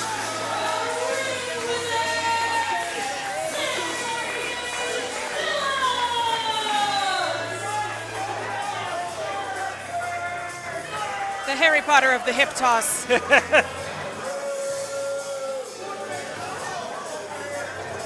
Sage Phillips, last minute substitution. Chip Day, unable to make it. Car trouble, that's okay. Again, we got people that did answer the call. We appreciate Sage Phillips coming out. Again, he knows how important this is. As somebody who hasn't been in Anarchy in a while, coming back here, getting a win, and making a good showing in this tournament, we'll make sure he gets another call back. It's a great way to make sure you make a little bit more money. Oh, yeah. But are you ready, though? Are you ready? What? He's got a hell of a challenge. In Big Match Canning. It's Big Match Canning. And something Sage has not encountered is Big Match Canning. The Gandalf of the Godame has his work cut out for him. You just keep naming wizards. I'll keep naming puns. Give me a minute, but I'll get to them. I haven't got something for Merlin yet, though. Don't ask me. Oh, I was about to say Merlin. I finally thought of one. Unless you got some kind of M maneuver. I guess the Merlin of maneuvers. I'll take it. The Merlin of the Moonsault. Oh! But he doesn't. Does he do moonsault? I don't think he does moonsault. He's a mat boy. Oh. Well, if he did start doing one, then he would absolutely be the moonsault. Yep. Sorry, I don't have his creator wrestler moveset pulled up.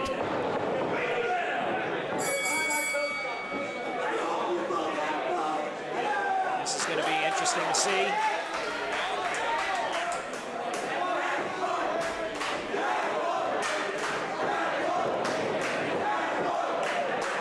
Crowd is firmly behind Kenny Alfonso.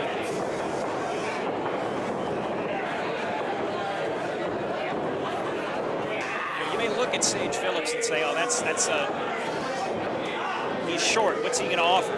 He's a very accomplished wrestler. He can go hold for hold. Excellent technical acumen. Exactly.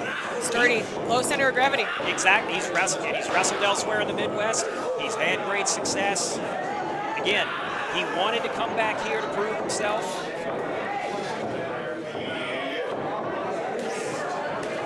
Goes for the single leg. Oh, I wouldn't start to try and get jumping around when Kenny's involved. Nope. Silly Sage. Oh, but with a clever roll over. Beautiful drag off the ropes. I take it back.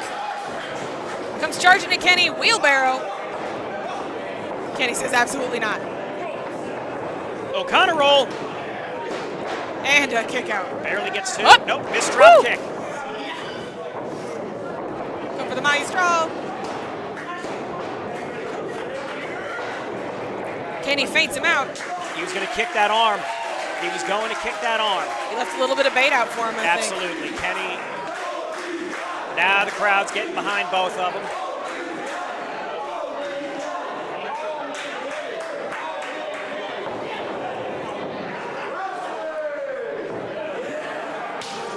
Ooh.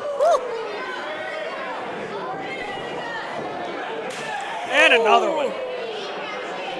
Again, do not judge the book by its cover. I don't care what the numbers say on Sage Phillips' height. The man can hit like a tough son of a bitch. Boop. And take a boot to the face. Exactly. Single leg drop kick from the middle rope there. Beautiful high angle. Right under the chin. Kenny hauling Sage back up to his feet now. Oh, right across the sternum. Glad you said sternum. I was going to say ears. Headbutt, I don't know. We're both right. Might not be the wisest idea. Yeah, like, you want to let your freak flag fly, okay. It's right. I don't know. Well, I was just going to say anyway, regardless. I mean, truly. Irish whip coming in. Up and over. Boop. Blocked. Ooh, There we go. Snaps the arm on the ropes. That's that wizardry. Yes. Sage on a good dive here. Raring to go. Lope! Yeah! I'm all fired up now. Hell yeah. Leave Kenny alone. Leave Kenny alone. It's the arm. Kenny, fight back. Hooking him up for what seems to be a belly back, perhaps. Ooh! Yep, dumped him right there. Hardest part of the ring. Don't hurt. You know, we were having that talk earlier, actually. We decided it was the post. Since Gary was introduced to both in rapid succession. Well, the post is not actually attached to the ring is attached to the post. There we go. No, we won't get into this. There's a match to call. Yeah. This is not the time for sophism. Sophism. Yes, but yes. Ah! Drop kick to the back of the neck. And he kicks out at 2. Not enough to keep Big Match Kenny down. Ooh, with a nasty stomp on the shoulder. Oh, taking Kenny down with a nasty top wrist lock. I didn't think I would say that. Kenny's got to dig into those reserves, maybe find some move over the years that he's picked up from either Mike Seidel or Derek Stone or Luke Langley or Hoodie Howlett, any one of his trainers over the years. Sage really wrenching on those arms. Right, and what he's doing is, that is wrenching. He's got your wrists turned in. That hurts. It hurts your rotator cuff, and it pinches in between your shoulder blades. You're putting, you can do that move muscle-wise, but keeping it stretched out like that puts a lot of strain on there. Kenny shaking the arm out even. Ooh. Oh. Insy to the shoulder. Sage sizing him up. Charges in, but Kenny's ready with the back elbow. Boop. Kenny's got to use those feet. But he's good at that. No roll through on that. Ooh! Whoa, measured him too, rolls him through. Stomps him right down, putting the feet on those arms too. Beautiful Northern Lights, good bridge. Not enough No. for Big Match Kenny. Might have been just a touch slow getting that one set.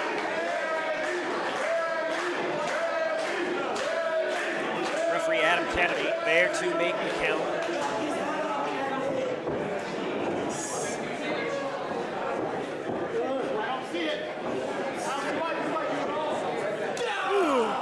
Another nasty blow to one of Kenny's arms. Sage picking the body part, sticking with it. Again, smart moves, smart wrestling here by Sage Phillips.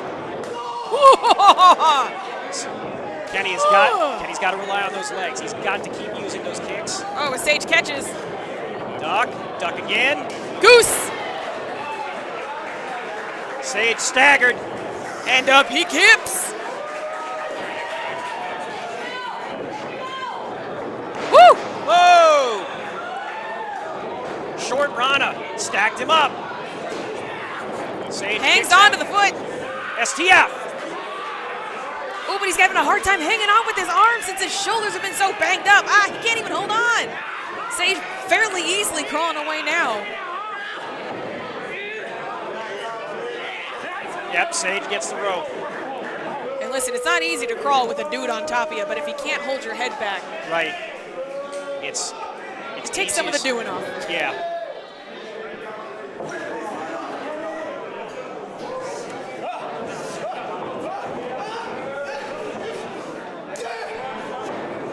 Sage go behind. He's trying to trap those arms. He's got one of them. Ripcord. Oh! Oh! Oh! Oh my God! He punched through his jaw. Short German. Oh! Now he kicks his arm out. Nasty snap. Woo! Snatched him up into a Saito. Woo! Woo!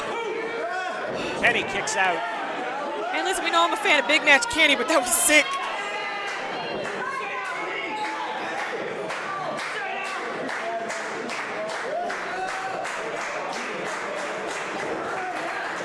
All right, Kenny rolling Sage off to the side, hoping for a cover that way. Still breaks this hold that Sage had on him. Sunset flip. Nope. Sits back up. Ooh, that can't be easy on the arms, though. Kenny smartly rolls through. Woo! Sage pops him through.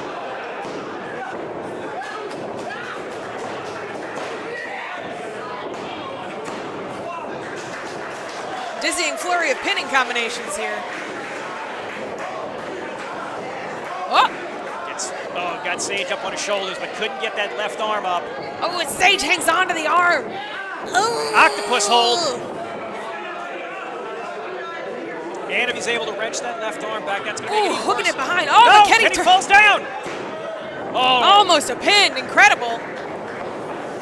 Woo! Around the world, Kenny takes him for another cover, and that is it. Big match, Kenny does it again. A modified version of the Destino.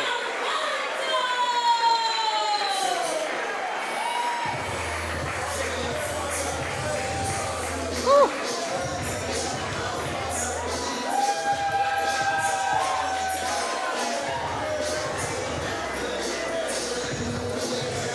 Kenny Alfonso advances to round 2.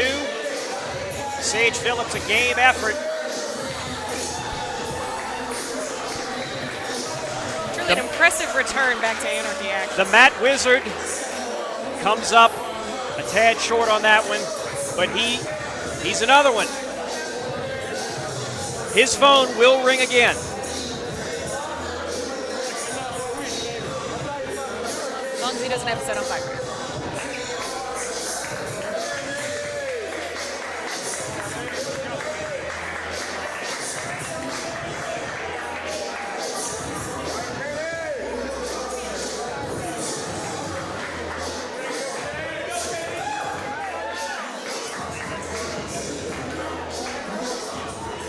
Well, folks, if you're watching live with us on the stream, please consider sending us a little tweet at hashtag Dingo STL or at STL Anarchy. We'd love to hear from you.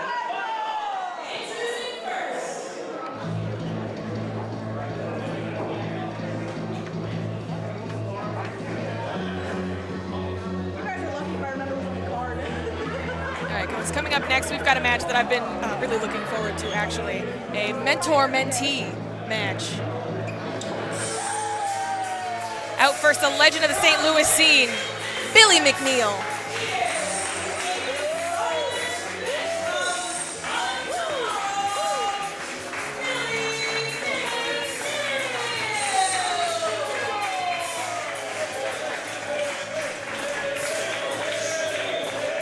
Billie McNeil debuted in September of 1999. He is a 23-year pro. He is the most experienced competitor in this tournament. Trained by Bastion Booger himself, Mike Shaw. He was part of the same original GCW, that's Gateway Championship Wrestling, GCW class, as Matt Seidel, Delirious, Daisy Hayes, and the badass herself, Mischief.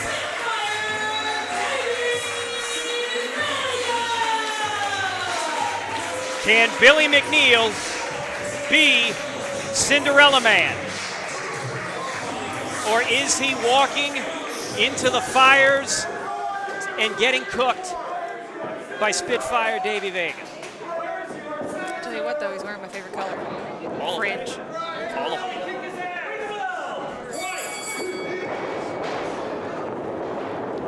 Vega Nice going arm for a drag. hot There we start. go. Oh! Headlock there by Davey Vega. Billie McNeil was last competed in this building in August of 2016. It has been nearly 6 years since he wrestled for St. Louis Anarchy. Beautiful escape and a drop kick to the face. Vega out on the apron. Woo. Flying hip attack through the ropes here. Oh God, Billie's got that AARP filled. Oh, Lord. Oh God, just a big boot.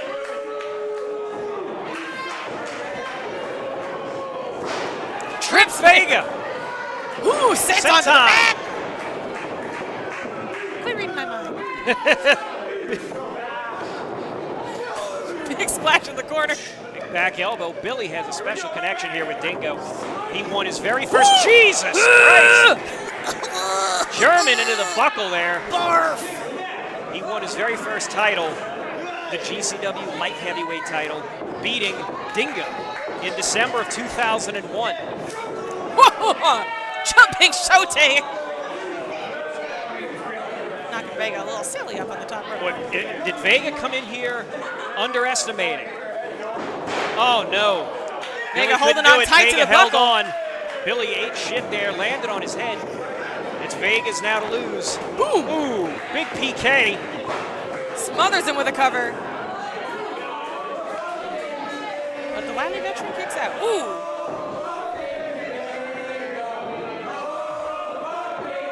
Well, the crowd not fans of Davey Vega right here. Letting him know exactly how they felt about his actions at the end of the previous show. Exactly. You know, him and Matt Fitchett turned their back on, I thought was a lifelong pal in Gary J. Odd times. Vega with some just gnarly kicks to Billie's gut here. Vega got on Twitter in the week leading up to this show and said that he would beat Billie McNeil in under 5 minutes. It will be interesting to see. We don't have the clock here in front of us, but it will be interesting to see, those of you at home who are watching this, if he in fact is able to do it. He's measuring Billie, and again, just taking his time here. I mean, if he was talking about beating him in 5 minutes, they want to get him up and get him in the middle of the ring.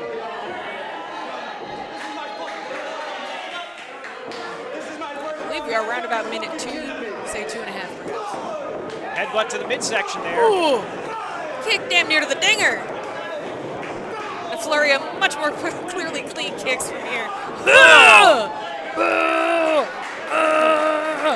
Billie actually tried turning into it and got caught right in the ear and the temple. Vega, what do we got here? Oh, Billie McNeil flips over, lands on his feet, ducks the clothesline. Boom! Back forearm. Big clothesline there. Billie nearly went down himself. Vega strong enough to recover quickly, takes advantage again. Floats over. Counter roll maybe. Ooh, No! with the trip! Bully trip. Billie quickly gets out. What do we got here? Up and over. Shot! Boom! Yes! Rolling elbow. Beautiful. Does not hook the leg though.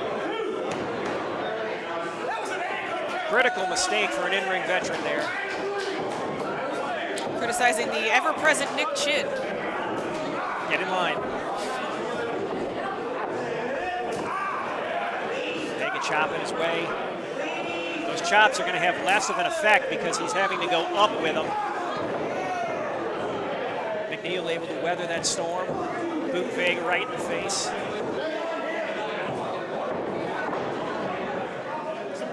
Pile driver, power bomb, what do we got? Does the 41-year-old have enough in him to get this done? Vega hopes not. Vega fighting for all he's worth, dropping that knee. Clutch the fingers, breaks it. Oh, vicious forearm. Billie McNeil staggered. Throws one of his own. Chin watching it closely to make sure it's not a fist. Boy, you can hear those back here. Those are forearms hitting the jaw.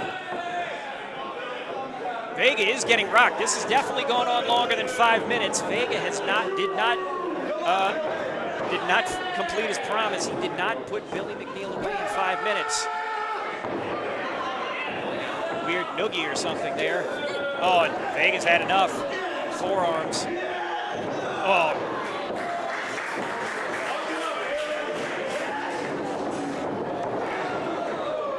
Big pumping kick there. No. Backslide. Vega kicks out there. Billie hangs on. Woo! Oh my Woo! God. Picked up for like a power bomb. Got him for a widow's peak. Wow. The strength and dexterity of Billie McNeil, ladies and gentlemen. Billie McNeil still got plenty in the tank. I think that just tore his ACL, MCL, LCL, BCL, QCL. And all the other CLs we don't know about.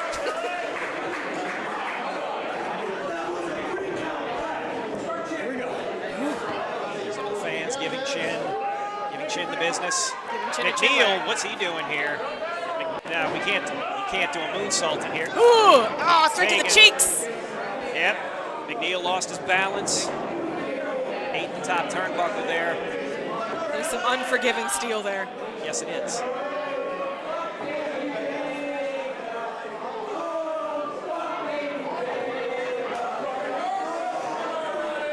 Oh, headbutt to the back of McNeil's head.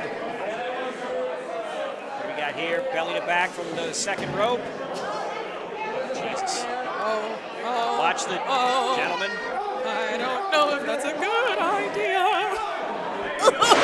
Down comes Vega crashing. Billie able to take a moment and reorient himself now. Oh, God. Oh, please be okay. Or don't, that's your prerogative. Oh, he executes on the splash, but Vega gets the knees up. Kick to the back of the dome. Oh, God. Deadlifted him up. Dropped him face first across the knee. That was less a brain eater and more of a face eater. And Vega will advance to the next round.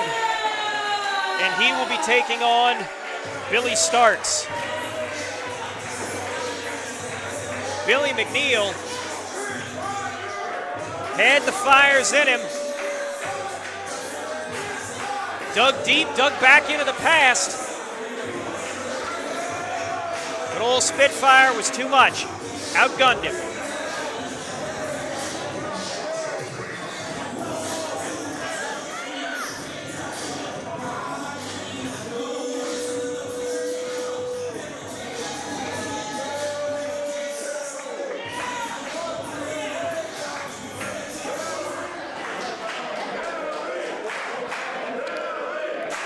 Crowd showing its appreciation here.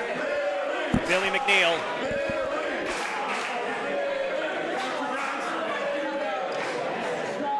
Well-respected veteran with a hell of a thumbprint on the scene.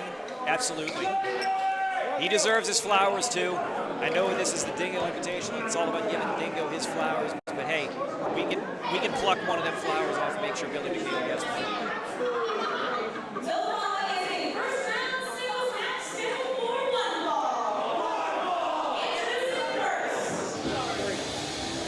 This next match is one of those underdog type matchups we've been talking about. Yes, but this I'm really looking forward to this one. Oh, absolutely. I think the entertainment value will be through the roof. Right.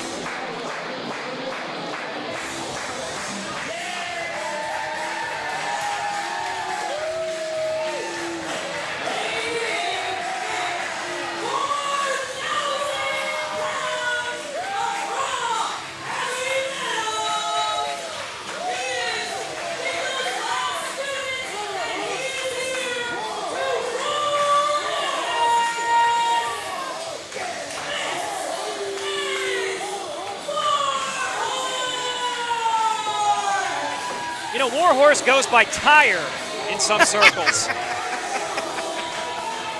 That's a word on the street. Shout out to Calix's sister.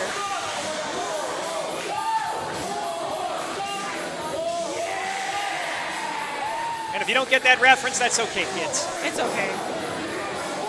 It's best to stay off of Twitter, but every now and then it gives you things like tire. Now this fight looks to answer the age-old question, who would win, metal or R&B? Maximum heavy metal, the heaviest of metals. Versus the smoothest or the of maximist of R&B.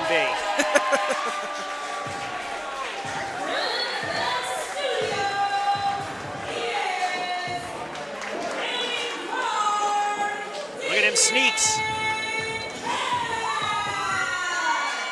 Look, main card Cash is the obvious underdog. He's the obvious underdog in this. One of these gentlemen has been on TV recently. The other was recently out of a walking cast. Threw something into the crowd there. I'm not sure what. Maybe it was his his phone or a card. Warhorse before the bell. Come on. Warhorse wasting no time. Well, we got to get the guys in the ring here. Aaron got to ring the damn bell. Boy, Deacon getting lit up like a Christmas tree, and it's only June.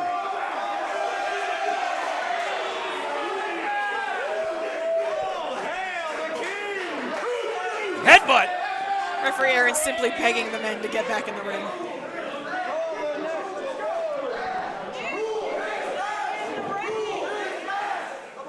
He's got Deacon. Oh, Deacon finally fires back here against Warhorse. They'll only be shut back down. Point. Okay. Oh, vicious chop. Warhorse go around the ring, getting ahead of steam. Taking a jaunty little lap. Deacon, look out! Drop kick! Oh, God, he's down. Christ. And Warhorse having a casual little sit in a chair.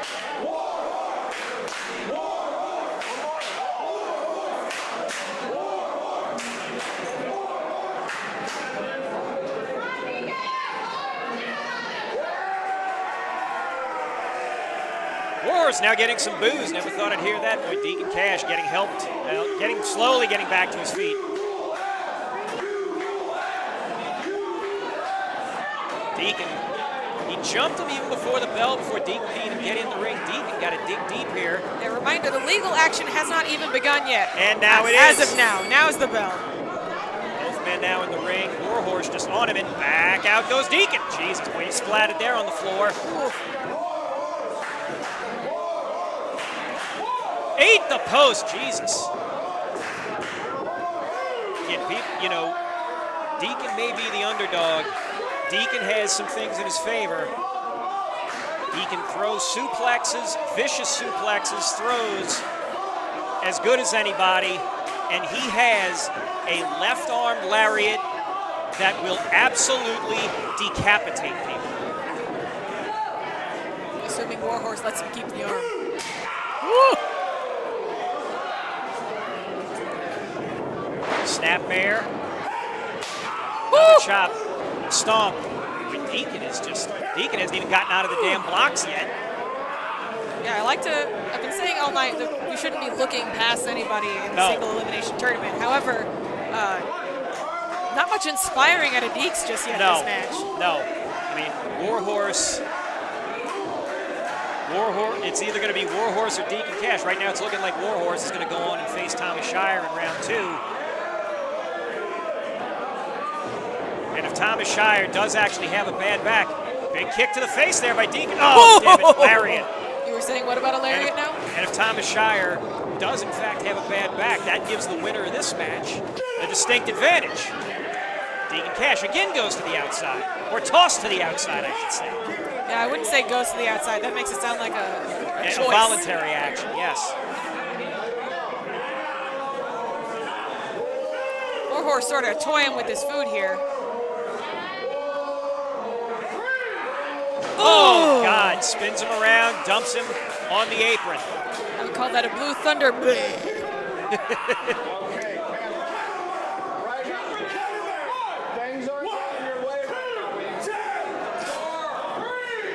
Deacon Cash make it counted out here. This may be the first count out of the night.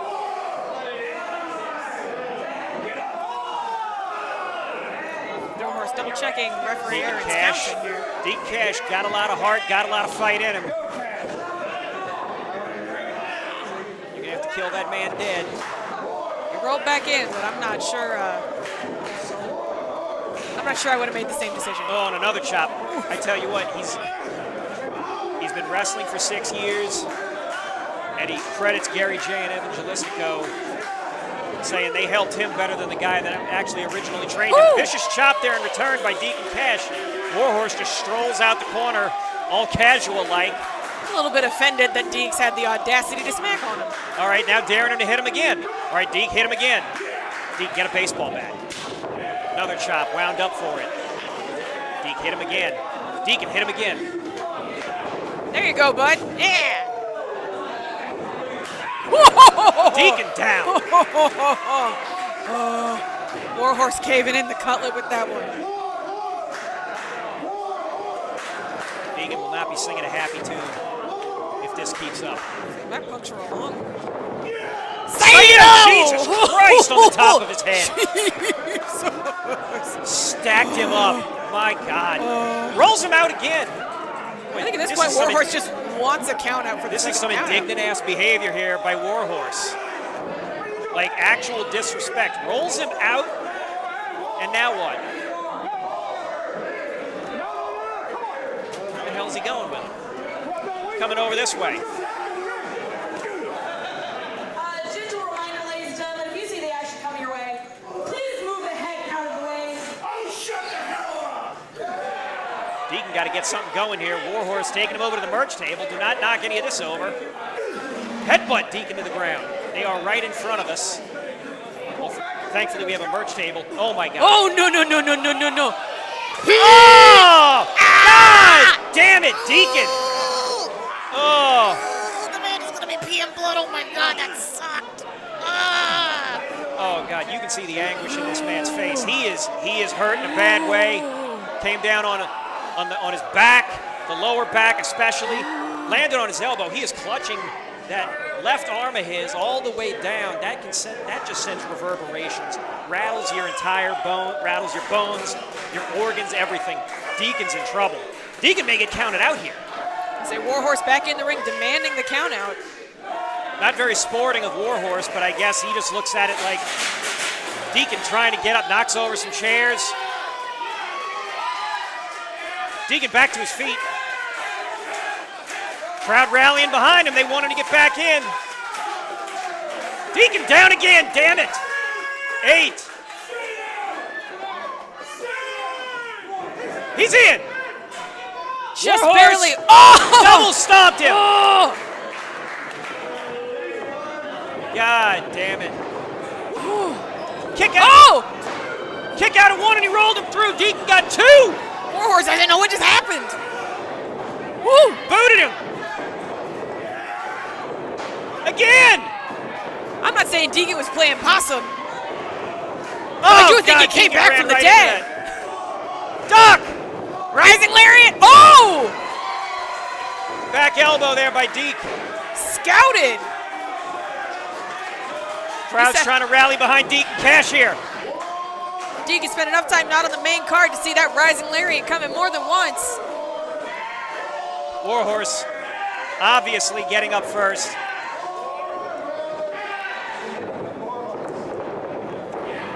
German, no. Elbow. Another elbow. Up and over. Ooh. Good God. Overhead that just folds Warhorse in half. Warhorse trying to headbang his way back into some sense. Oh, God. German, no. Go behind. Beautiful German. Deacon's feeling it. You were talking about it, Sean. These throws he's got just as good as anybody. We're going to see the cannonball.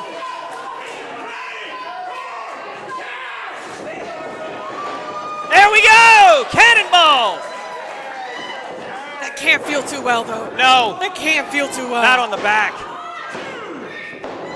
Oh, near upset. Might have been the upset of 2022. I do not know what I would have done with my life. Been singing and jamming. Yeah, I would. Maybe there's something to this R&B shit. Oh, God, he's getting him. Suplex. Oh, God. Couldn't hold him. Warhorse kneed him in the face. Forearms. Warhorse firmly back in control. Headbutt. Rising That lariat. rising lariat. Oh. That could be it. No! Kicked out. The gumption. The balls. The audacity.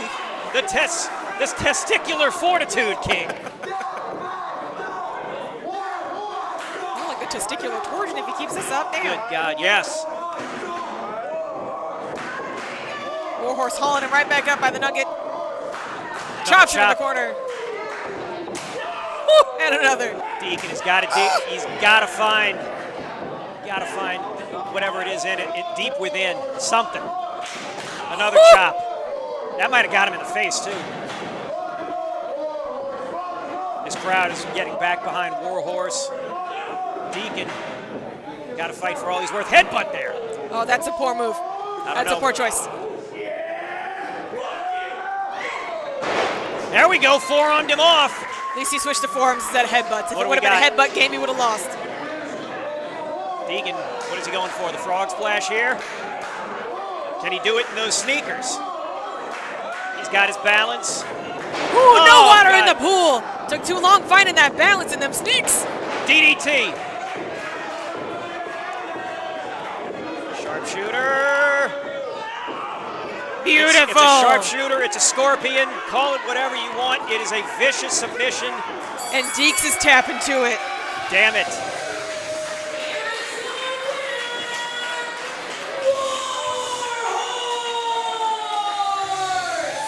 Sometimes fairy tales come true, but this is a true crime show. Not often. Not often enough. I know. I didn't say anything. So just to confirm, this will be Warhorse advancing tomorrow evening to face Thomas Shire in second round action.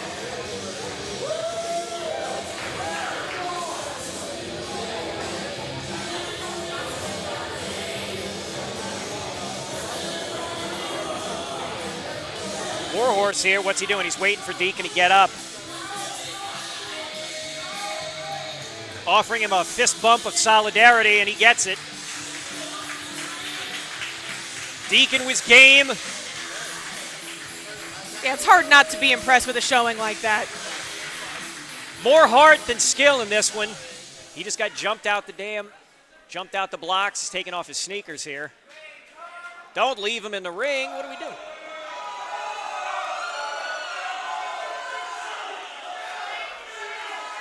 Left the sneakers in the ring. The crowd's telling him no.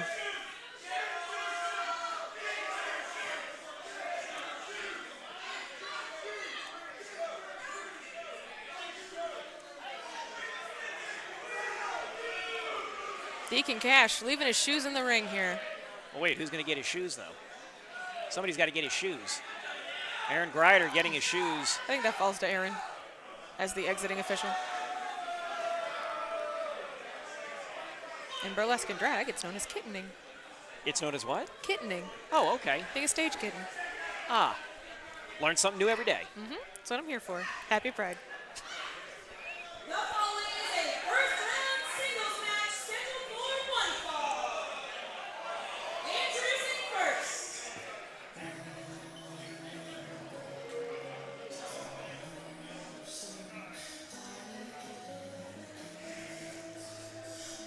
Our penultimate match of the evening. Another one of those underdog matches, I would say. Yep. Anakin Murphy.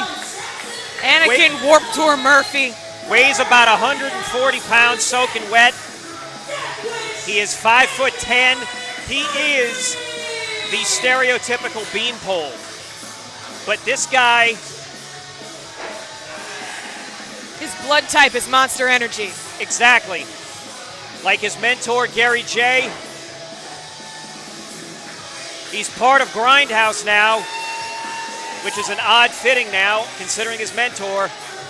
Part of Grindhouse with Fitchett, Vega, and Marty Bell. You could say he drew the short straw He is the short straw. as he is taking on the unbeaten And his opponents. Derek Neal.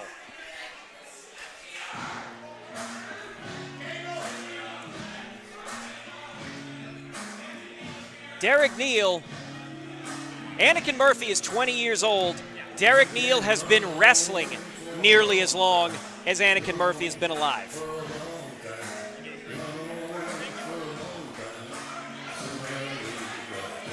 Murphy taking a moment to center himself in Yep, the ring, he's got to. easily recognizing one of his biggest challenges yet in his young Absolutely. career. From Bowling Green, Kentucky, the Kings Road Slayer, Derek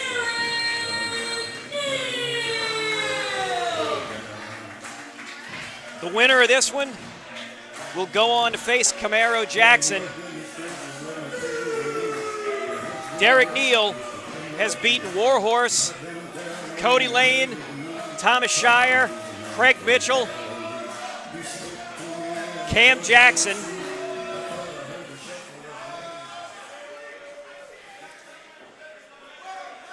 He has torn through a lot of people.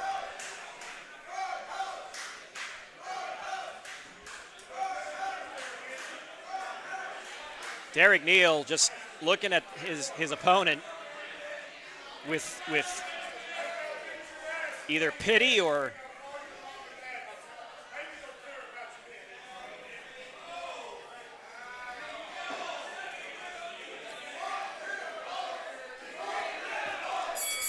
crowd wants Anakin Murphy.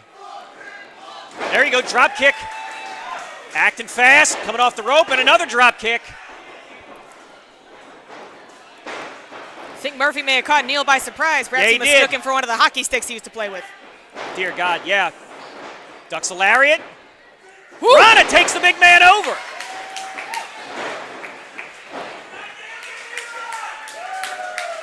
Anakin Murphy going for a big dive.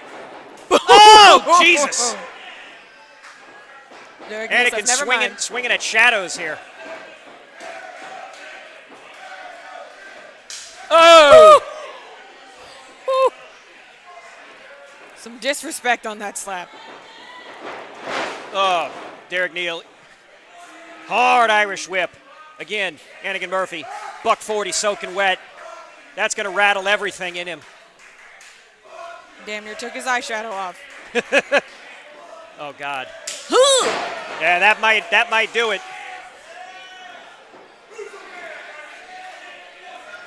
Anakin Murphy on his. Oh, Jesus Christ! What are you doing, kid? Oh, Jesus! No! What did I say about the Monster Energy? There's bravery and then there's stupidity. Ooh. Maybe it's Rockstar. Might be Rockstar. I don't know what the hell it is. C4. High angle belly to back suplex. Anakin Murphy kicks out. Anakin Murphy fighting for all he's worth here. Looks like his brain's scrambled in there.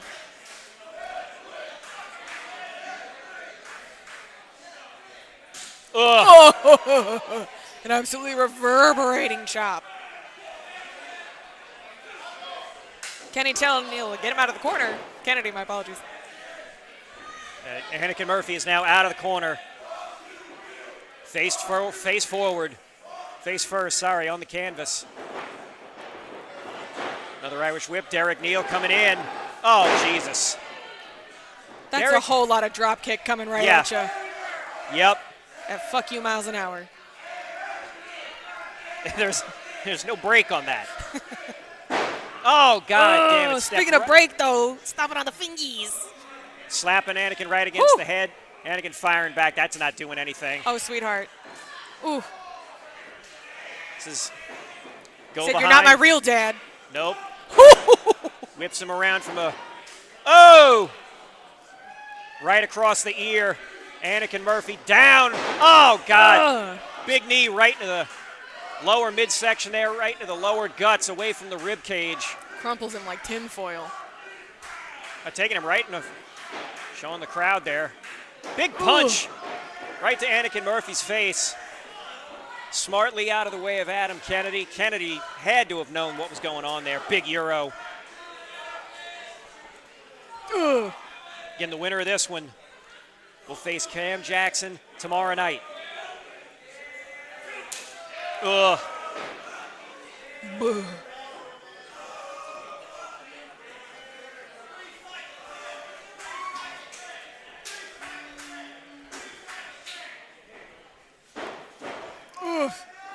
Neal sending Murphy's face directly to the turnbuckle. Sends him off once again. Again. Woo! Oh! Woo! Ducked out of the way. Couldn't be me. Woo. Murphy capitalizing as best he can. Enzi. Derek Neal staggered. Derek Neal is not down. Oof. Ducks. Going for that German again. He's not Oh, doing bless it. him. Oh, God.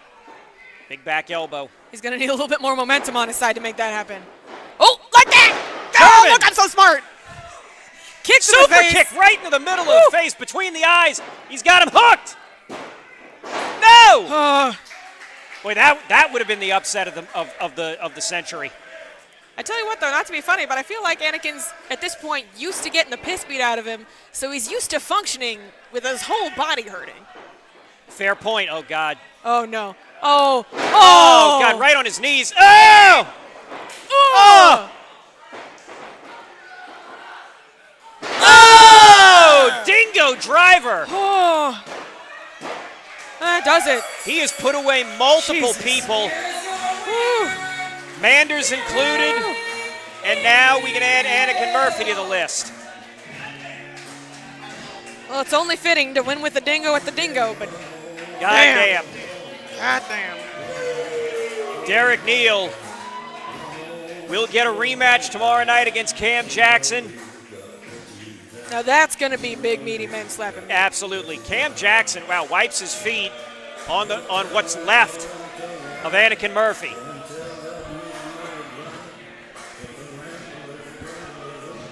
Yeah, scraping this kid off the mat's going to look like scraping butter off a toasted bagel. Yep, definitely not making fans or friends here. And again, Derek Neal doesn't give a damn, as long as the money's still in the envelope at the end of the night. Dingo's actually been watching this tournament, been watching the matches. So he saw Derek Neal, Anakin Murphy refusing to be helped, Still full of piss and vinegar. pulling himself to his own feet, using the ring apron, using whatever, staggering on his own. Just goes to show you, Pop Punk isn't dead. But was it ever really alive? Now, first of all, I'm sorry, I'm a 90s grunge kid, so, you know, we didn't get a fair run. Following is a first-round singles match scheduled for one fall, and it is your main event of the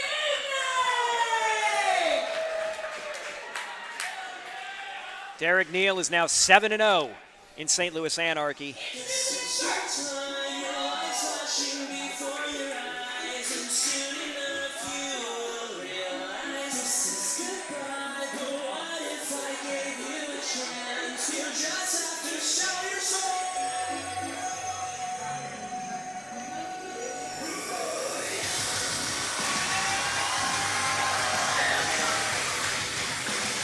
Here he comes, folks, the baddest man alive.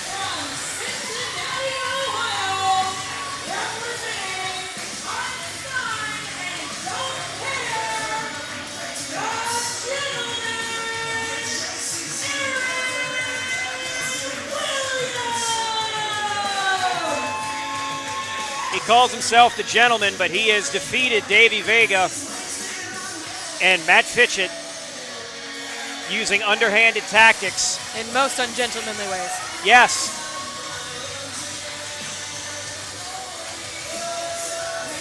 Almost makes you wonder if that's why Fitchett and Vega decided to go after Gary.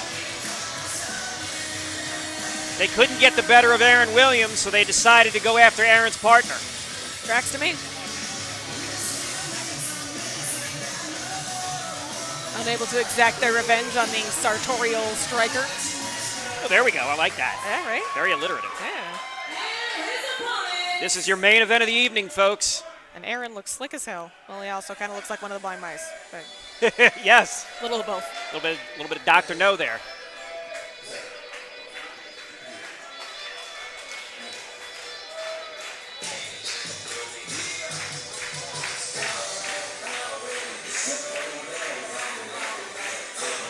This song is on my workout mix. I feel like I can get an extra rep or about an extra 10 pounds on my load.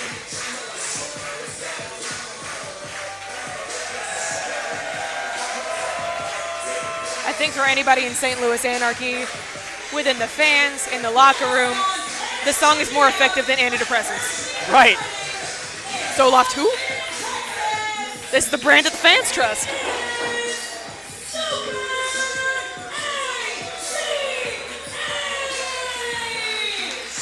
Attitude, charisma, and heart, folks. ACH.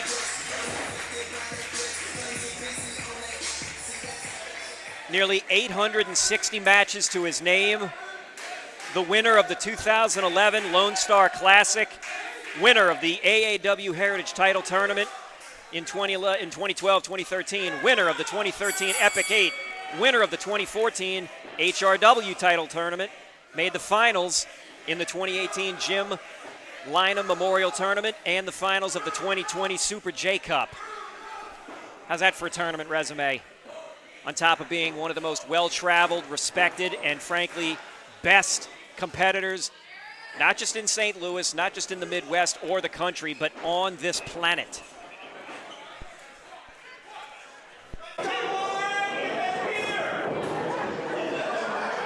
ACH was going for the chop. Aaron Williams gets the arms up. ACH backing away slowly. Okay. Aaron Williams watched an ACH like I watch Saw movies. Very carefully. Yes. Aaron Williams, more than 1,000 matches to his name. He has won the Ted Petty Invitational in 2017 and 2018. He's a 2019 finalist as well. He is the only person to win that tournament in 2 consecutive years. The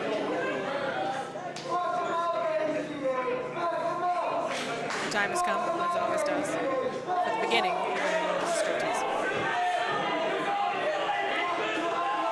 we talk about wrestlers wanting to get themselves gift. Why don't you make gifts of this, folks? Show a little gift love to St. Louis Anarchy.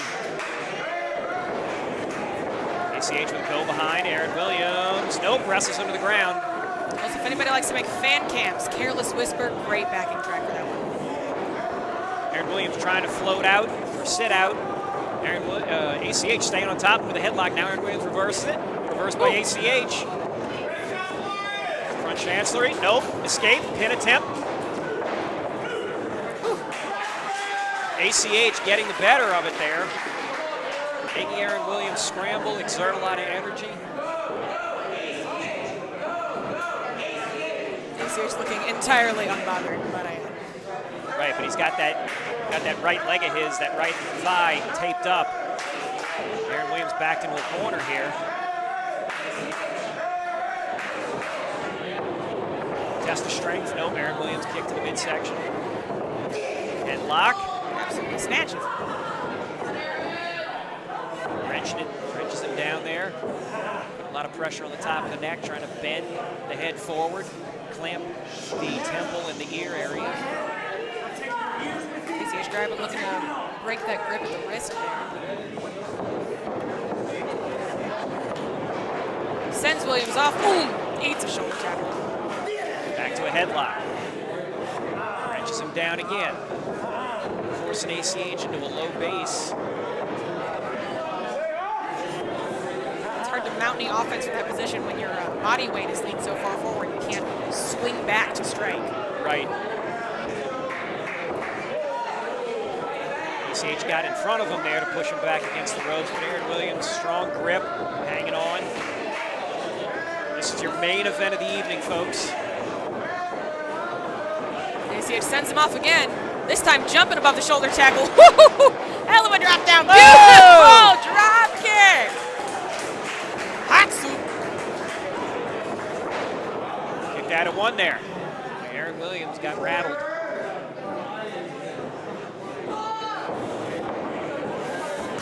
Ugh.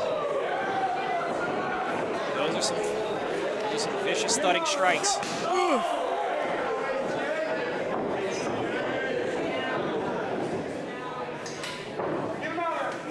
Oh, God. High chop there, right into the... Got him across the face.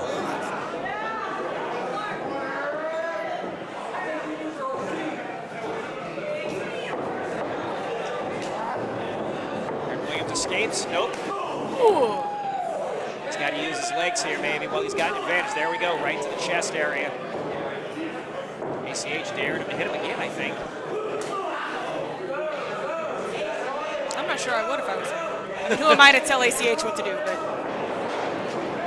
ACH sends him off, comes running in, whoop, up and over. Shoulder to the midsection. Now, there we go. Smart. Pulls his legs out from under him. Wrapping his legs around the pose. There we go. Let's see him kick now. Well, Ooh, and and again. again. Uh-oh. And Williams takes a tumble to the floor.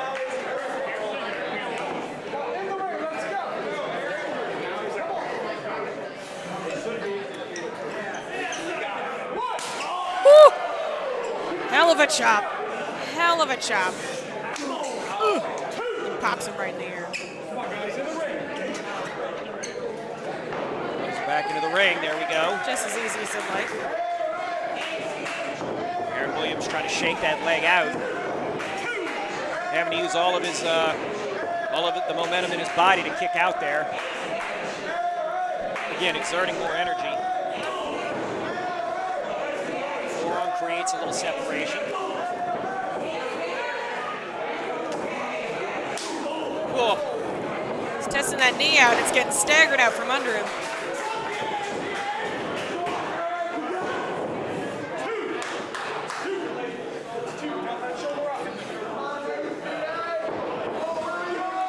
Williams slow to his feet again. We thank you for joining us live in Spalding in Alton.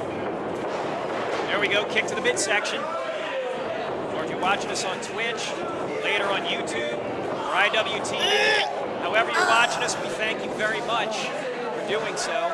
We hope you use the hashtags DingoSTL and hashtag TheDingo when you're watching it and rewatching it, and maybe gifting us. You know, I'm going to keep asking for people to gif us. Aaron taking the dress shirt off now. Opening the dress shirt, please. Everything in its due time. All right. Oh, there we go. Yeah, see, look at that. Now he's popped the top. Sizing up ACH, who's still crawling his way around the ring here.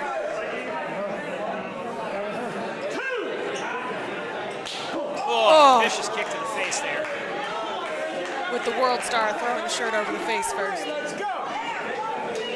Breaks the count.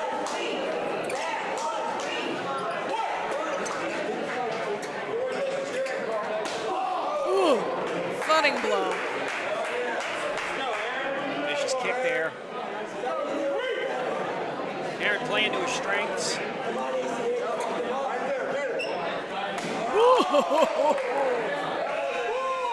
A disgustingly resonant kick. CH wanders around trying to get some air. There we go. Pops him up with a Euro. Oh! Ooh, that hurt my legs. Vicious Euro Aaron against the wall there. Aaron Greider trying to get some control here and get both men back into the ring. Uh-oh. Williams reverses at ACH into the wall. Shoulder first. Oh, God, hang on. Oh, no. Oh, super kick.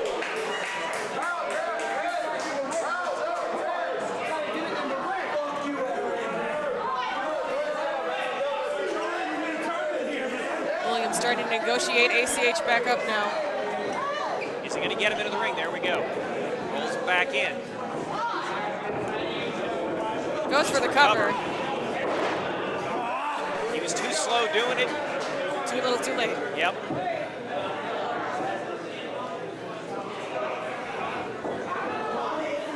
Ryder clearing the debris out. Oh, knee to the midsection there. Aaron's got to have, when you're going to work that methodical, you got to have your next 2 or 3 moves planned out.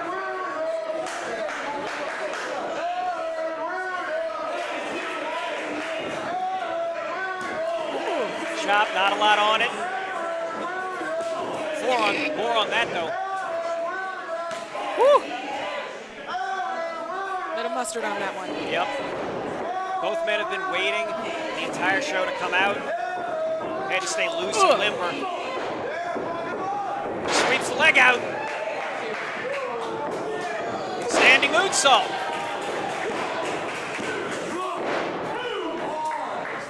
Kick out from ACH, but whew.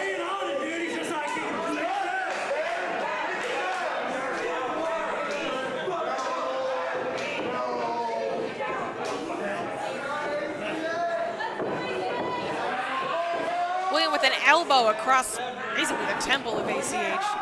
Will work him into this hole. A seated abdominal stretch. That's good, keeping him grounded. Wrenching up even across his neck there.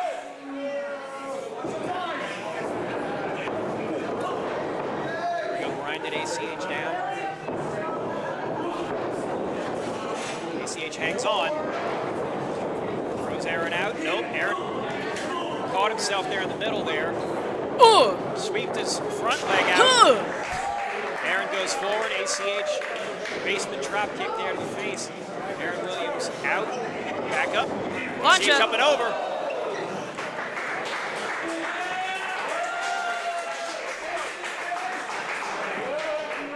The winner of this one will face Kenny Alfonso in round 2. Does a big match for Big Match Kenny. Yeah, either man. Oh, punch to the face.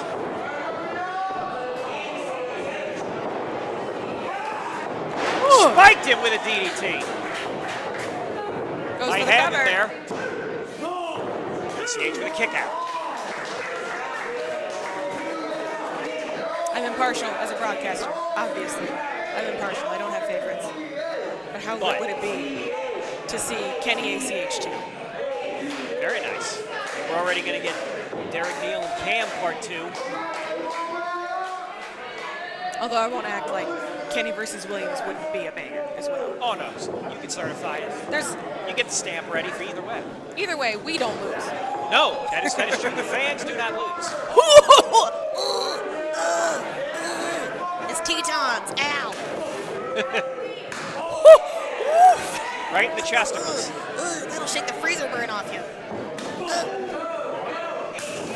Oh yeah, you're hearing those. I hope it's coming through on the audio here, because we're hearing this about 50 feet back. High kick to the head there. Insaguri.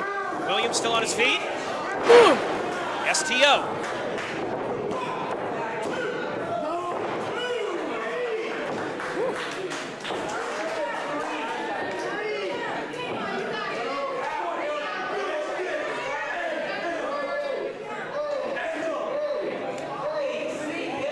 Both men trying to collect themselves right now.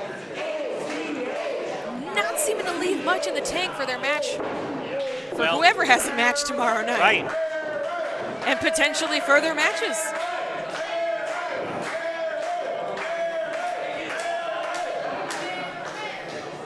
Williams seems to have the upper hand right now. Goes for a swinging kick.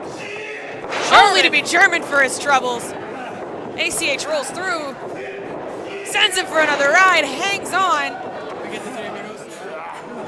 We're getting up there slowly but surely. Dare I hope? Both men tired. It is hot in this building. Back elbow. Go behind Aaron Williams. Snatches the leg. Turns him over. Deadlift! Wow! Get down there, Aaron. I tell you what, if Aaron might have gotten down there a moment sooner, might have had the 3 count there.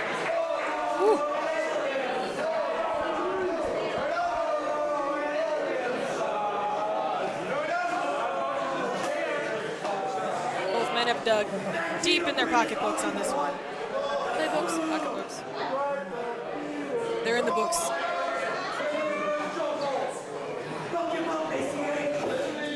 It's first to his feet now, calling his shots here.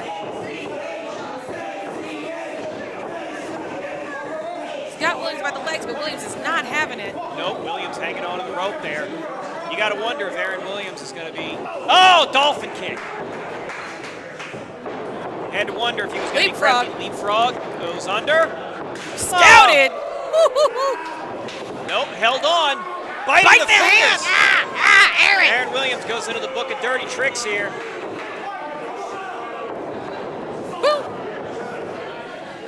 I mean, if he gets the... Exploder!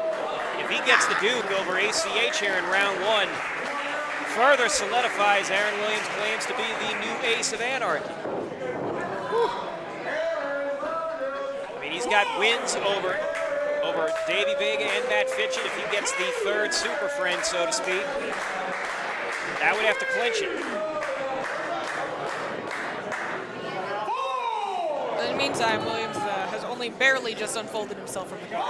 So ACH. he's got to keep running up that hill. Only sitting up. Good song, by the way. Greg Jovi, not a fan of that version of it. In case you couldn't hate that man anymore. ACH eats the buckle.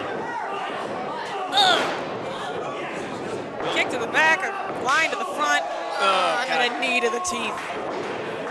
ACH, Dingo driver. Michinoku style. ACH kicks out. So far, the only person to put anybody away with the Dingo driver or even a modified version of it has been Derek Neal. Derek Neal came into Anarchy, won with it on night one, basically perfected the damn move. Anytime he has hit that, that is a no kick out situation. You are done. Brana hangs on. Thwarting whatever Williams had in mind. Whoa! Big high kick. ACH on Dream Street. Dragon screw. Hooks him up. Brainbuster.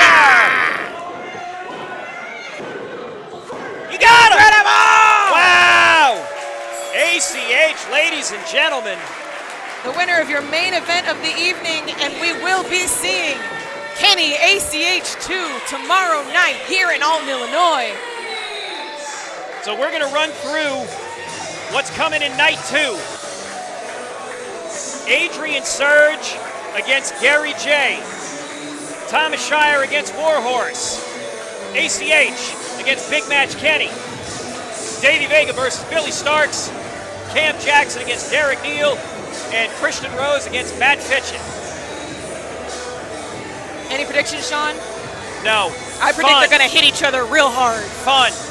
Can I just hope they all have fun? I just hope everyone has a good time. Yeah, I'm going to go to the bet for lame window, or the window for lame bets. Damn it, I screwed up my Simpsons reference.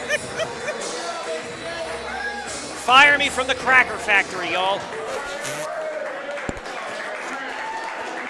That works on 2 levels, kids. All right. ACH.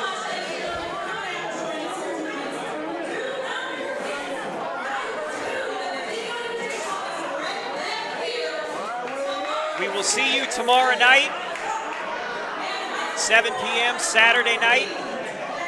Where else can you possibly be but here? For Sophie King, for a man with poor taste in music, Greg Jovi, I'm Sean Orleans. Good night, y'all.